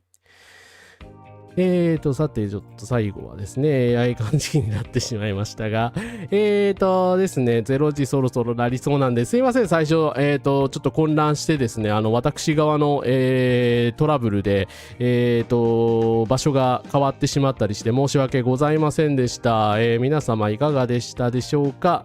ゾーランマムダニさんが当選しましてですね、左派にちょっと明るいニュースが、来ておりましたが、相変わらず日本はね、こういう状況なので、引き続きですね、大富豪、右翼の人たちの、河川的支配には、断固反対していこうと思いますんで、よかったらチャンネル登録、高評価とぜひともよろしくお願いいたします。現代社会に改めて刺さるブルーハーツのチェルノブイリ。そうですね。なんかブルー派のメッセージ、弱い者たちが夕暮れのね、トレインもそうですけど、ブルー派のメッセージなんかほんと強敵になってますよね。あの時代の人たちっていうか、やっぱり当時のね、日本の人たちのクリエイティビティすごいですよね。はい。こんなにね、現代を称賛するものになってると、本人たちも思わなかったんじゃないかと思いますけどね。はい。そう、だから中国がね、結局日本を攻撃するための大義をね、与えようとしてると思うので、はい。敵国ではなくね、自国の労働者をね、敵対視されてるということが、皆さん気づくべきかなと思います。戦争、紛争、虐殺、差別、反対、撲滅。昔からある人の書いてる長編二次創作を追ってるんですが、その人は俺強えというよりキャラの内面と成長する感じで更新が遅いんだけど質のいいものを書いてくれるし、そうですね。だからそうやってなんか人間のね、私欲の部分を書く能力っていうのは今の AI 小説にはないと思うので、そういうものがね、もっと評価されていくべきかなと思います。ハイプもありがとうございます。いつもありがとうございます。はい。ということでお疲れ様でございました。ありがとうございます。戦争、虐殺、差別、独裁反対にしていきましょう。はい。ということでですね、配信ありがとう、お付き合いいただきありがとうございました。ですね、明日はちょっと、土曜日なんですけど、一週ちょっとお休みいただこうと思います。明日いろいろ用事がまたあって、なんか最近ね、仕事がちょっとバッタバタしてて、その辺の話ね、日曜日もし、できたら面言やろうかなと思ってるんで、その辺雑談しようかなと思っておりますので、よかったらメンバーの方はチェックしてみてください。反戦の音楽フェスに当時輝くロックバンドがたくさん出て、反戦のオリジナル曲作ったりしてみました。現代社会にいるのかもしれませんが、目に留まることないですよね。もっとね、反戦の歌が歌われていくべきだと思いますね。はい。ちょうど0時なんで、ノミネさんもお疲れ様でした。はい。ということで、皆様もですね、ゆっくりお休みになられて、明日仕事の方とかもいらっしゃると思いますけれども、ですね、体調崩されないように気をつけてください。ということで、ありがとうございました。お疲れ様でした。お疲れ様でした。おやすみなさい。